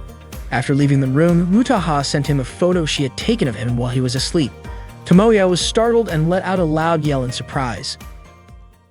Today, Tomoya went to Airiri's house because she had asked him to. Curious about her reason, Tomoya questioned why she had called him over. It turned out Airiri was genuinely in trouble. Tomoya teased her about speaking with an English accent, despite her English grades being worse than his. Airiri revealed that she was running out of time to finish the script for the upcoming summer comic market. Tomoya had a feeling that was the issue and criticized her for getting into such a predicament. However, Airiri blamed him for dragging her into a chaotic situation that delayed her progress. Understanding her frustration, Tomoya promised to take responsibility for it. His declaration left Airiri stunned, and she asked what he planned to do about it, whether he'd handle the preparations, post an announcement on their website, or negotiate with a local printing company. Instead, Airiri asked Tomoya to review her storyboard and brainstorm ideas for the plot and setting. Tomoya hesitated, claiming he wasn't experienced with doujin works. Airiri insisted that there was no other choice but to rely on an anime fanatic like him. She compared him to a broken arrow or sinking reeds, which are Tomoya, who still hadn't agreed to help. Airiri then reassured him, saying that as soon as the script was finished, she would jump straight into designing the game's characters. Frustrated, she ordered him to shut up and assist her, to which Tomoya sarcastically replied that it would be hard to help if he kept quiet. When Tomoya asked for her basis for the story, Airiri cited Ano Yukino Prism. Tomoya, a fan of the anime, admitted he had watched it through to the end and considered it the best show of the spring season. Airiri, who learned about it from Tomoya's blog, used this as leverage to secure his help. Tomoya begrudgingly agreed, though he remarked that he might not be able to refuse her request anyway. When Tomoya asked about her vision for the story, he suggested an emotional epilogue between Kohai, the protagonist, and Mui, the main heroine. But Airiri declared that her idea centered around an intimate ending involving Kohai and Mariko, the childhood friend. Airiri, an avid Mariko fan, found Mui too perfect and doll-like, and she felt that Yue's storyline was overly forced. Tomoya disagreed, arguing that Airiri was missing his point. He criticized her for incorporating explicit content just to sell the doujin, but Airiri defended the choice, claiming it wouldn't sell otherwise. Tomoya was shocked to learn that Airiri's parents supported her work and even participated in creating similar content, making it clear that her doujinshi pursuits were a family tradition. Airiri dismissed his concerns, emphasizing that doujinshi should no longer be looked down upon. To help with the story, Airiri asked Tomoya to embody Kohai, the protagonist, and rehearse a romantic confession to Mariko. The two began acting out the script, and as they followed the dialogue, Tomoya suddenly questioned why Airiri had changed into an outfit resembling Mariko's. Airiri clarified she was simply getting into character and told him to stop overthinking it. Tomoya begrudgingly resumed, but Airiri insisted he continue with more enthusiasm. The situation grew more awkward when Airiri, in character as Mariko, delivered a bold line asking Kohai to ruin her and make her feel unforgettable. Tomoya froze, his gaze unintentionally lingering on her. Overwhelmed, he abruptly stood up and backed away, prompting Airiri to urge him not to stop mid-rehearsal. Despite the awkwardness, they eventually managed to finish the scene. The next day at school, Tomoya approached Megumi to have a conversation with her. Utaha, who was nearby, overheard their discussion. Tomoya wanted to address something important with Megumi, and he bluntly told her that she didn't understand anything about character building. He explained that traits like personality, manner of speaking, birth dates, women's sizes, favorite armored vehicles, or swimming preferences were the essence of a character. If Megumi didn't stick to these details, the Megumi loved by readers might die in their eyes. Tomoya then asked why Megumi had changed her hairstyle. Megumi nonchalantly replied that she did it simply because she felt like it. Tomoya, exasperated, asked if she was willing to risk the destruction of her character. Megumi countered, suggesting that a heroine suddenly changing her hairstyle like in manga might stir people's hearts. However, Tomoya argued that she wasn't like that.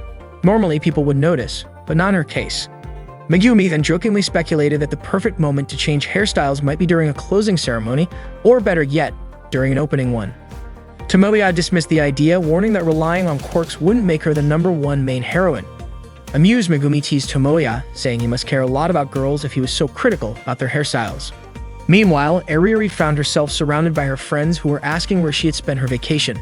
Feeling cornered, Eriri tried to think of a way to escape the situation. She casually mentioned that she might have gone to her father's villa in Nasu. Her friends, curious, asked if her father's villa was like a castle or something similar. Eriri admitted she hadn't even been there herself. As Eriri pondered her escape, she noticed Tomoya walking by, still lecturing Megumi about characters. Megumi asked Tomoya if being a character was like having blonde, twin tails, or long black hair. Tomoya explained that a hairstyle should match the character. Megumi pressed further, asking if it was like being a tsundere childhood friend or a stern senpai. Tomoya suggested other examples like a younger Kuhai Jr. Still curious, Megumi asked if he meant an actual younger sister or a metaphorical one. Tomoya clarified that if having a real younger sister was too controversial, it should be avoided. Megumi remarked that she hadn't realized there were so many variations. Tomoya urged Megumi to imagine a younger girl who calls her senpai, clings to her constantly, respects her, and always wants to be with her. That's what he considered moe. Megumi, however, still didn't see what was moe about it. Tomoya elaborated, saying it would be even better if the Kuhai waited by the school gate for her senpai to go home together. Suddenly, a girl called out to Tomoya, addressing him as senpai. Instantly, Tomoya turned his attention to the girl, pointing out that this was exactly what he meant. Megumi, Eriri, and Utaha all turned their gazes toward the girl as well. The girl excitedly ran toward Tomoya, confirming that she had found the right person. Overjoyed, she hugged him tightly, declaring that she had come back just for him. She hugged him again, exclaiming how much she had missed him. The girl was none other than Hashima Izumi, a third-year middle school student from Hanoda. Tomoya hesitated, still unsure if she was really Izumi. She jokingly asked if Tomoya had forgotten her. Utaha turned to Eriri, asking if Izumi was one of Tomoya's juniors. Eriri admitted she didn't know anything about her because they had attended different grade schools and Izumi was 2 years younger. Besides, Izumi had moved to Nagoya before middle school. Utaha didn't buy Eriri's explanation and expressed her doubt. Eriri insisted that she had never even spoken to Izumi. All she knew was that Izumi used to follow Tomoya around all the time. Utaha remarked that if Izumi was 2 years younger than Tomoya, then she was still in middle school. However, judging by Izumi's fuller chest, it seemed more like Eriri was the one who looked like a middle schooler. Izumi then asked Tomoya if she looked like a different person now. Tomoya admitted she did. He explained that she used to have very short hair and tan skin. Izumi smiled and asked if she looked more feminine now, attributing it to Tomoya teaching her the meaning of being a woman. Her words were ambiguous, leaving everyone stunned. Megumi, curious, asked Tomoya if he hadn't seen Izumi in the 3 years since elementary school. Tomoya quickly tried to explain so Megumi wouldn't misunderstand him, but he was cut off when Izumi handed him a brochure. She told him she would be at the second day of Comic Market at East Hall 29 Bits under the circle name Fancy Wave and invited him to visit her there. It turned out Izumi had also ventured into the doujin world, working on a book titled Little Love Rhapsody. She mentioned that last year was her first time participating in such an event, so she was still a beginner. Megumi, unfamiliar with the title, asked if Little Whatever was a gal game. Tomoya and Izumi were shocked by her ignorance. Izumi corrected her, explaining that it wasn't Little Whatever but Love Little Rhapsody, also known as Litrap or LR. She proudly added that it was a popular 3-volume series that had sold over 2 million copies. Frustrated, she yelled at Megumi not to get it wrong again. Megumi then asked if Izumi was Tomoya's favorite junior. Izumi explained that before she met Tomoya, she had never seen a single game or anime. Tomoya had taken a clueless little girl like her and introduced her to a whole new world. He even gifted her Litrap 2 on her birthday. If he hadn't done that, she claimed she wouldn't have found happiness in life. Because of this, she wanted to repay her debt to Tomoya. Megumi, listening to this, finally understood what Tomoya meant by a junior little sister type of personality. Tomoya couldn't deny it and reluctantly admitted that was exactly the case. Wutaha chimed in, accusing Tomoya of corrupting an innocent elementary school girl with his Otome games. She teased him, saying she now fully understood that Tomoya had always been a womanizer. Ariri muttered Litterhap, catching Wutaha's attention. Wutaha asked what was wrong, but Ariri dismissed it as nothing. Wutaha, not convinced, asked if Ariri wasn't feeling well and offered to accompany her if she needed to go somewhere. Ariri, however, felt like Wutaha was just trying to get rid of her. Before they parted ways, Izumi reminded Tomoya to come to her summer comic market event. Tomoya promised he would attend, saying he wanted to see Izumi's work. Izumi then cheerfully bid farewell to Tomoya, Megumi, and Ariri. Megumi was surprised that Izumi seemed to know Ariri. Izumi explained that Ariri was a well-known figure around her old school. She also invited Tomoya to visit her new house sometime, adding that she was sure her older brother would be happy to see Tomoya again. Tomoya noticed that Ariri had been in a bad mood the entire time. It turned out she was upset about Litterhap and the fact that Tomoya had introduced it to Izumi. Tomoya defended himself, calling it a masterpiece. Suddenly, Hashime Iori appeared in front of them. Iori was Izumi's older brother. However, both Tomoya and Ariri ignored his presence, too caught up in their argument. They continued to bicker as they walked past Iori. Tomoya argued that he wanted to create great works that everyone could enjoy, saying it was part of his otaku instincts. Ariri retorted that such instincts were what dragged others into pointless trends. Tomoya countered, saying that if someone was truly important, it was natural to discuss such topics. However, Ariri dismissed Tomoya's opinion as nothing more than worthless drivel. As they kept arguing, they passed Iori, who was still standing there. Iori was convinced they had noticed him standing there the whole time. Frustrated, Iori finally called out, asking them not to ignore him since he had been waiting for over half an hour. Tomoya asked Lori what he wanted from him. Lori explained that thanks to his father's job, he could finally return to Tokyo after 3 years, and just wanted to drop by to say hello. Tomoya replied that Lori didn't need to travel all the way there and could have stayed in Nagoya, enjoying the local cuisine people raved about. Lori pointed out that the famous jumbo fried shrimp in Nagoya was made with imported black tiger shrimp, which meant it wasn't even authentic Nagoya cuisine. Tomoya countered, saying that it was no different from the salted pollock roe from Hakata, which didn't use roe made in Kyushu. Ariri sighed, wondering how the two of them managed to turn everything into an argument. Ignoring her, Tomoya asked why Lori had shown up in front of him again. If he remembered correctly, Tomoya had already cut ties with Lori. Lori accused Tomoya of being heartless, reminding him that they used to be best friends who agreed to rise together in the world of otaku culture. Tomoya recalled those days, admitting that back then he was shocked to discover Lori, the most handsome boy in their class, someone Tomoya thought he'd never even be able to speak to, was actually an even bigger otaku than himself. But Lori had once said that Tomoya was the only one who truly understood him. Ariri interrupted, sarcastically pointing out how many girls in their class used to gossip about Tomoya and Lori's odd behavior. Tomoya continued, explaining that Lori was fundamentally different from him. Lori didn't become an otaku to share the things he loved. Instead, he focused on chasing after popular works and creators to benefit himself. From the beginning, Lori had openly declared that his goal was to climb the ranks of the otaku world. Tomoya advised him to build his success from the ground up rather than leeching off the work of others. At this, Ariri mockingly told Tomoya to take a look in the mirror. Tomoya ignored her, insisting that Lori's approach was wrong.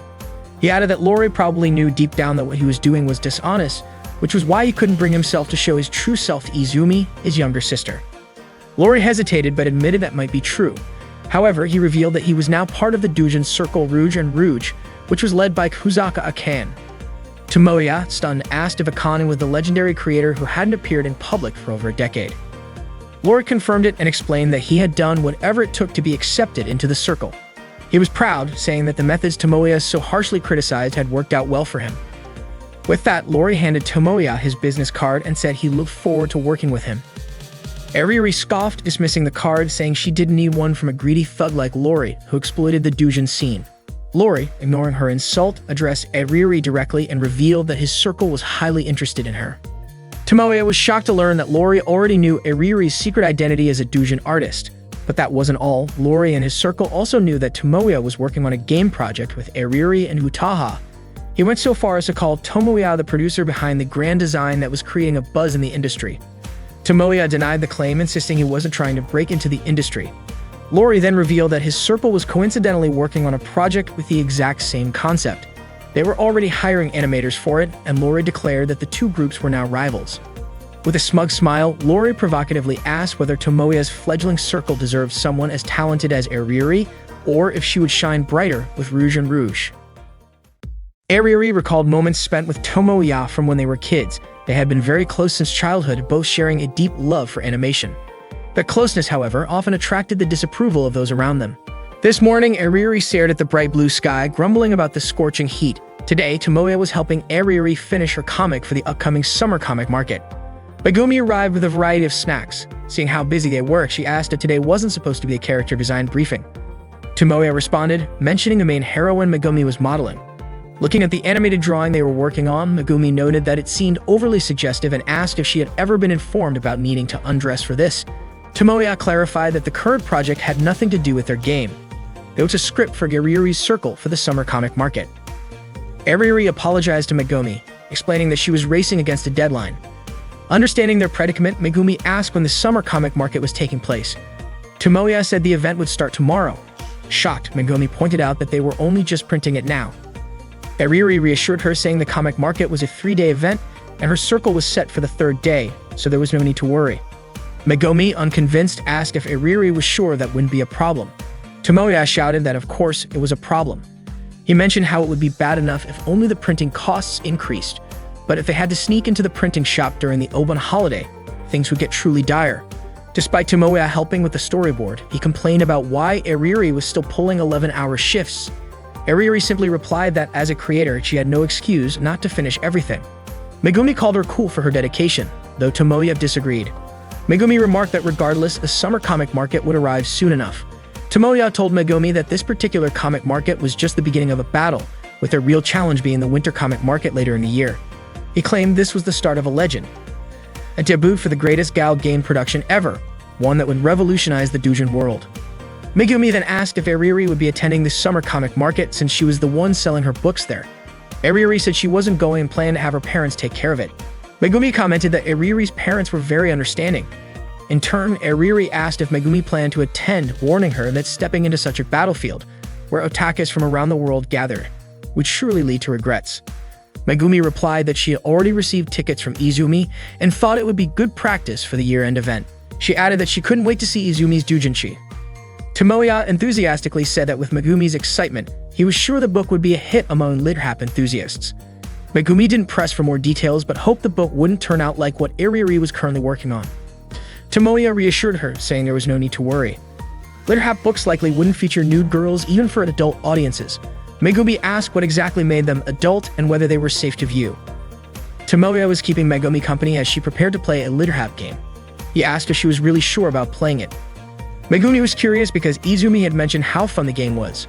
However, Izumi had been talking about LiterHap 3, while the version Megumi was about to play was the first installment. Since Tomoya didn't have the 3rd game, Megumi decided that starting with the first one would be enough to satisfy her curiosity. Plus, she reasoned, isn't it better to begin with the first in a series anyway? Tomoya was thrilled, happy that Megumi was finally choosing to play an Otome game of her own free will. He even got a little emotional, saying how fast Megumi was growing into a proper otaku. When Megumi started the game and entered her real name, Tomoya was stunned. He found it absurd, pointing out that even someone like him wouldn't dare do something so embarrassing. Megumi simply told him to get back to work and not bother her while she was playing. Ariri, meanwhile, was watching Megumi play from the side. Tomoya reminded Ariri that she should be focusing on her work. Ariri insisted that she was just taking a short break and grumbled about Tomoya making a fuss over something so minor, which was annoying her. Tomoya, exasperated, reminded her that he was the one forced to help her with her work for unreasonable reasons, and yet she called him annoying. Apologizing sarcastically, he dropped the matter. While Megumi was choosing a character, Tomoya explained that she needed to pick someone who could stay with her. He added that each character would trigger specific events only in the first month of gameplay, so she should choose carefully. Megumi told him not to worry, as she had already read the game's manual. She hesitated between Errol Onishama, Prince G's, and Symphone-sama, but ultimately chose her childhood friend, Service. Ariri was shocked by Megumi's choice. Though she didn't outright forbid it, she warned that Service route was notoriously difficult, with hidden event triggers, and was designed for advanced players. Tomoya pointed out that Ariri herself was a fan of Service. When the game began, Megumi asked Tomoya how she should respond to Service's confession of love. Tomoya was baffled that she would even ask him such a thing. Megumi explained that Service seemed so serious about his feelings that she didn't know what to say. Tomoya informed her that in Gal games and Otome games, accepting a love confession typically ends the story. From that point, the player begins a happily ever after relationship and cheating or switching love interests becomes impossible. Megumi, however, objected, saying, "But we're still in high school."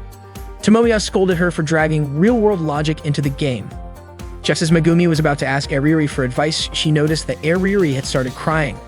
Worried, Megumi apologized for disturbing her work.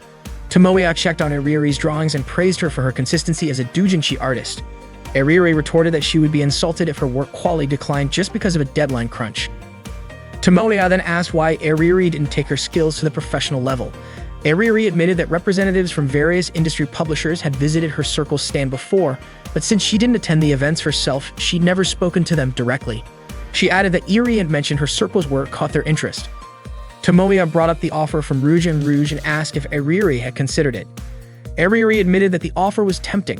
As a Shutter Circle, their sales potential would skyrocket, practically guaranteeing success. Tomoya then asked her whether she saw drawing as just a hobby or if she aspired to achieve something bigger. He assured her that if she wanted to accept the offer, he wouldn't stop her. Before Ariri could respond, she declared that she had finished her drawing and thanks to watching Megumi play, was itching to play a game herself. Ariri started her game, confidently stating that she remembered all the event triggers. Tomoya praised her skills, calling her impressive at this game. Ariri admitted she hadn't played it in 8 years, then asked if Tomoya remembered the game. Tomoya replied that it was originally Ariri's game, but she pointed out that he borrowed it and never returned it. Tomoya made an excuse, saying he hadn't had time to return it. Ariri then informed Tomoya that from now on, she was part of his circle and wouldn't attend any events until the winter comic market. She added that she had no intention of being a guest artist for anyone else. Tomoya smiled, realizing this meant she had turned down Iori's offer. Ariri mentioned that if she had let her emotions take over, Iori would have pursued her relentlessly. She noted that Iori was simply money-hungry and discarded creators once he was done with them. Tomoya admitted he hadn't expected Iori to be that way. Ariri then teased Tomoya, asking if he liked Iori through the eyes of a Fujoshi. Tomoya got annoyed and snapped that he didn't need to hear about such things. Ariri burst out laughing at his irritated expression. Megumi arrived with dinner, remarking that Ariri and Tomoya seemed to be in a cheerful mood. Ariri, however, was surprised that Megumi was casually cooking dinner at a guy's house as if it were no big deal. That day, Tomoya and Megumi visited Comic Market at Izumi's invitation. Tomoya was bursting with excitement, urging Megumi to hurry as registration for Circles was about to close. They climbed what Tomoya referred to as the legendary stairs, a staircase that made anyone want to shout, "Everyone is trash." From the top, they could see a sea of people lined up to enter the event. Tomoya smugly mentioned that unlike those people, they didn't have to wait in line because they were among the elite, granted special circle tickets by the event organizers. This, he joked, made it fair to treat others like trash. Megumi, however, warned him not to act that way. When they arrived at Izumi's booth, Izumi was overwhelmed with emotion upon seeing them. She immediately hugged Tomoya tightly, clinging to him with enthusiasm. Tomoya was shocked, particularly by the sensation of Izumi's chest pressing against him. Megumi, feeling uncomfortable, pointed out that she was also there. Izumi, seemingly oblivious, called Megumi Tomoya's girlfriend and thanked her before bursting into tears again and hugging Tomoya once more. Annoyed, Megumi told Izumi to let go and called her a stray cat. However, Tomoya noted that Megumi's tone was too flat to sound genuinely angry. Afterward, Tomoya and Megumi helped Izumi prepare her booth. Once they finished, Izumi expressed her gratitude. Megumi looked around and asked if that was all the preparation she needed to do. Izumi confirmed, saying all that was left was waiting for the hall to open. Curious, Megumi asked why other booths nearby seemed so busy. Tomoya explained that those circles were top tier, selling thousands of copies and raking in millions or even tens of millions of yen during peak days. Because of their success, they attracted significant attention, even from the National Tax Agency. Izumi chimed in, saying that compared to those circles, she was thrilled to sell even half of 100 copies. Her circle, Fancy Wave, always operated in the red. Feeling guilty, Megumi apologized for her earlier question. Tomoya reassured her, noting that over 90% of the circles participating in Comic Market were in similar situations. Izumi added that selling doujinshi in person carried a deeper meaning than simply selling them online. She explained that the event brought together people who shared similar interests, allowing them to showcase their work, bond over their passions, and enjoy meaningful conversations. Megumi, now understanding, remarked that the people here were like Tomoya and Izumi. Tomoya, offended, asked why Megumi looked so disgusted when she said that. Izumi explained that Comic Market was filled with doujinshi, fueled by dreams and camaraderie. She admitted that even though she had only been active in the doujinshi world for a year, she had already gained incredible experiences and memories. Tomoya opened one of Izumi's comics, immediately intrigued by its content. Izumi told him that even if her book didn't sell out, even if she couldn't visit other circles to buy their books because she had to guard her own booth alone, and even if she had to lug around a heavy suitcase full of unsold books, she was sure she wouldn't cry. Megumi reassured Izumi, saying she didn't need to hold back from buying other books today, since both she and Tomoya were there to help. Izumi thanked Megumi, once again calling her Tomoya's girlfriend. Megumi asked Izumi to just call her by her name instead. After flipping through the comic, Tomoya asked Izumi how long she had been creating doujinshi. Izumi replied that it had only been a year. Before that, she was just a reader and buyer. Tomoya, surprised, told her he would make sure all her books sold. As Comic Market officially opened, Tomoya hurried off somewhere. Izumi, noticing Megumi engrossed in one of her comics, asked where Tomoya had gone. Megumi calmly assured her that he would be back soon. It turned out Tomoya had gone to print a large poster featuring a page from Izumi's comic. Izumi asked Megumi if she wasn't worried about Tomoya's sudden disappearance, but Megumi said that in reality, she was the one who was being ignored by Tomoya. She understood that right now Tomoya was focused on helping Izumi. Izumi was surprised by Megumi's awareness and trust in Tomoya, but Megumi explained that it wasn't about trust. She just knew because she didn't trust him at all. Tomoya returned carrying a board and quickly started setting it up at Izumi's booth. Izumi turned to Megumi, asking if she really was Tomoya's girlfriend. Megumi replied that she was Tomoya's main heroine. This left Izumi confused, though Megumi admitted she didn't fully understand it herself either. Suddenly, Tomoya apologized for taking so long and asked how many books had sold so far. Megumi told him about 30, which meant there were still 70 left. Without hesitation, Tomoya mounted the poster on the board and put it on display. Izumi was shocked by what he was doing, asking why he had printed such a large poster. She felt embarrassed, especially since the page feature wasn't finished. Tomoya dismissed her concerns, stating that it was a lie to say she didn't care about sales. He was convinced that Izumi wanted as many people as possible to read her work. That's why she made doujinshi in the first place. Izumi panicked, asking why he had to use that page for the poster. She worried it would make her a laughingstock since the page wasn't complete. Tomoya guessed that she hadn't inked it yet. Izumi admitted she had come up with a new storyline just a day before the final deadline. She got erased her finished drawings to create something new, but with only a day to work, she couldn't finish inking it. Izumi pleaded with Tomoya to take the poster down, but he refused. She called him cruel, but Megumi countered, saying Tomoya wasn't being mean at all. The scene he chose to feature was genuinely captivating from that point onward. A man approached the booth and began flipping through the comic. Izumi, thinking her work might not appeal to him, started to discourage him. But Tomoya stopped her, insisting they let him take a look. To Izumi's surprise, the man bought the book. Izumi was overwhelmed with emotion as more and more people began lining up at her booth, drawn in by Tomoya's efforts. Thanks to his determination, her books sold out completely. Iori, observing Tomoya's dedication to Izumi's success, noted with interest that Tomoya was already this motivated, even though he himself planned to expand their operations next year. As the final book sold, Izumi burst into tears, deeply moved. She thanked everyone as applause erupted around her booth. With that, the second day of Comic Market came to an end. Tomoya stepped outside and spotted Arieri, who was in disguise. He had suspected that it was her earlier when she bought a book from Izumi's circle. Tomoya told her not to be embarrassed just because she secretly visited Izumi's booth or because she hadn't played Lirhap for years. He added that Izumi didn't hold any ill feelings towards her. Arieri refused to say why she was hiding, but Tomoya didn't buy it. He couldn't believe she was genuinely angry about it. Arieri asked about Izumi's book, and Tomoya responded that she should already know, especially since she had read it. He understood because he had seen how hard Izumi worked to sell her books. Tomoya admitted that Izumi was impressive. Despite the tight schedule, she still managed to produce something great. Arieri was upset, however, because Tomoya had never reacted that way to her work. He had never been passionate about seeing her creations, never truly tried to sell her books, and seemed to feel nothing at all. Tomoya then pointed out that Arieri and Izumi were very different genders, popularity, and even different paths in life. Arieri, frustrated, asked if Tomoya thought her book was extraordinary or if it was better than Izumi's. She wanted to know if Tomoya would do anything to help sell her book. But Tomoya simply replied that Arieri's books could sell on their own, even without his help. Arieri began to cry, saying that Tomoya hadn't given her a direct answer, that he hadn't told her anything for sure. In tears, Arieri ran off and her hat fell in front of Tomoya. Megumi, watching from the top of the stairs, saw the whole scene unfold. Tomoya remembered a moment from his elementary school days when Arieri had cried because of him. Now he was faced with the same situation.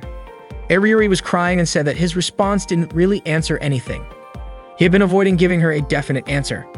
Eriri, still in tears, ran off and her hat fell in front of Tomoya. Later that night, suddenly Utaha was in his bed saying good morning to him, which of course shocked Tomoya. Utaha told him to relax and everything was fine. But Tomoya couldn't just call this fine. He asked her why she was there, but Utaha casually explained it was because she hadn't appeared in the previous episode. Megumi came in, holding drinks.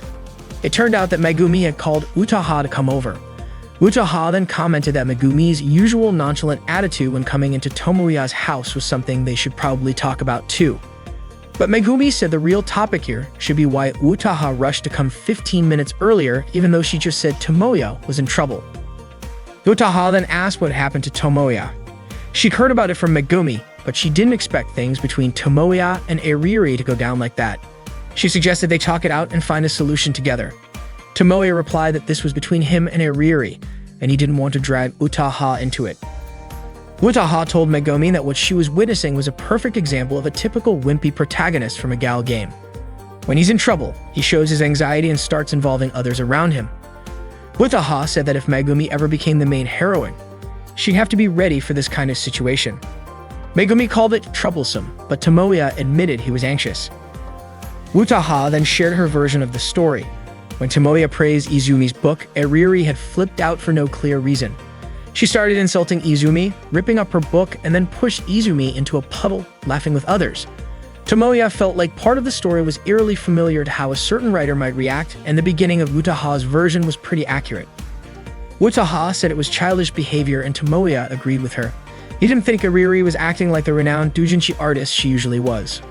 But then Utaha clarified that she wasn't talking about Eriri's immaturity, but Tomoya's. She asked, shouldn't you have kept quiet about praising someone else's book in front of Eriri? Whatever you say to her will just make her upset. Wouldn't it have been better to keep your true thoughts to yourself? Tomoya couldn't do that. He couldn't just pretend something wasn't good when it actually was. He said it would be easier to stop being an otaku than to lie and say Izumi's doujinshi or Utaha's novel was bad. But Utaha pointed out that Tomoya's words had left a deep wound in Eriri's heart. Tomoya didn't believe it, but Utaha insisted that his words could make her feel like everything had been taken away from her. She even suggested that after this, Eriri might not be able to draw again. Tomoya was skeptical, but Utaha said that Eriri would probably feel like she'd lost her pride as a creator and her position as Tomoya's childhood friend. Izumi was very close to Tomoya and seemed like someone he'd known for a long time, even though they had only recently met. It was just like the situation where a protagonist wants to confess his feelings but fails to win over his crush. This made Utaha frustrated. A heroine who saves the day should show up later, not earlier. Utaha told Tomoya that in order for their group to get through this, he needed to fight for the love of his childhood friend. Tomoya said that it should have been a touching moment, but Utaha ruined it by calling him a wimpy protagonist. Utaha added that vague memories, beautiful moments, and childhood promises should be used to win over Eriri. Tomoya then asked if Eriri would even be affected by that. Megumi was confident it would work, and she added that Tomoya should aim to be the heroine, not the protagonist, just like in light novels. Today was the third day of Comic Market, and Eriri had locked herself in her room.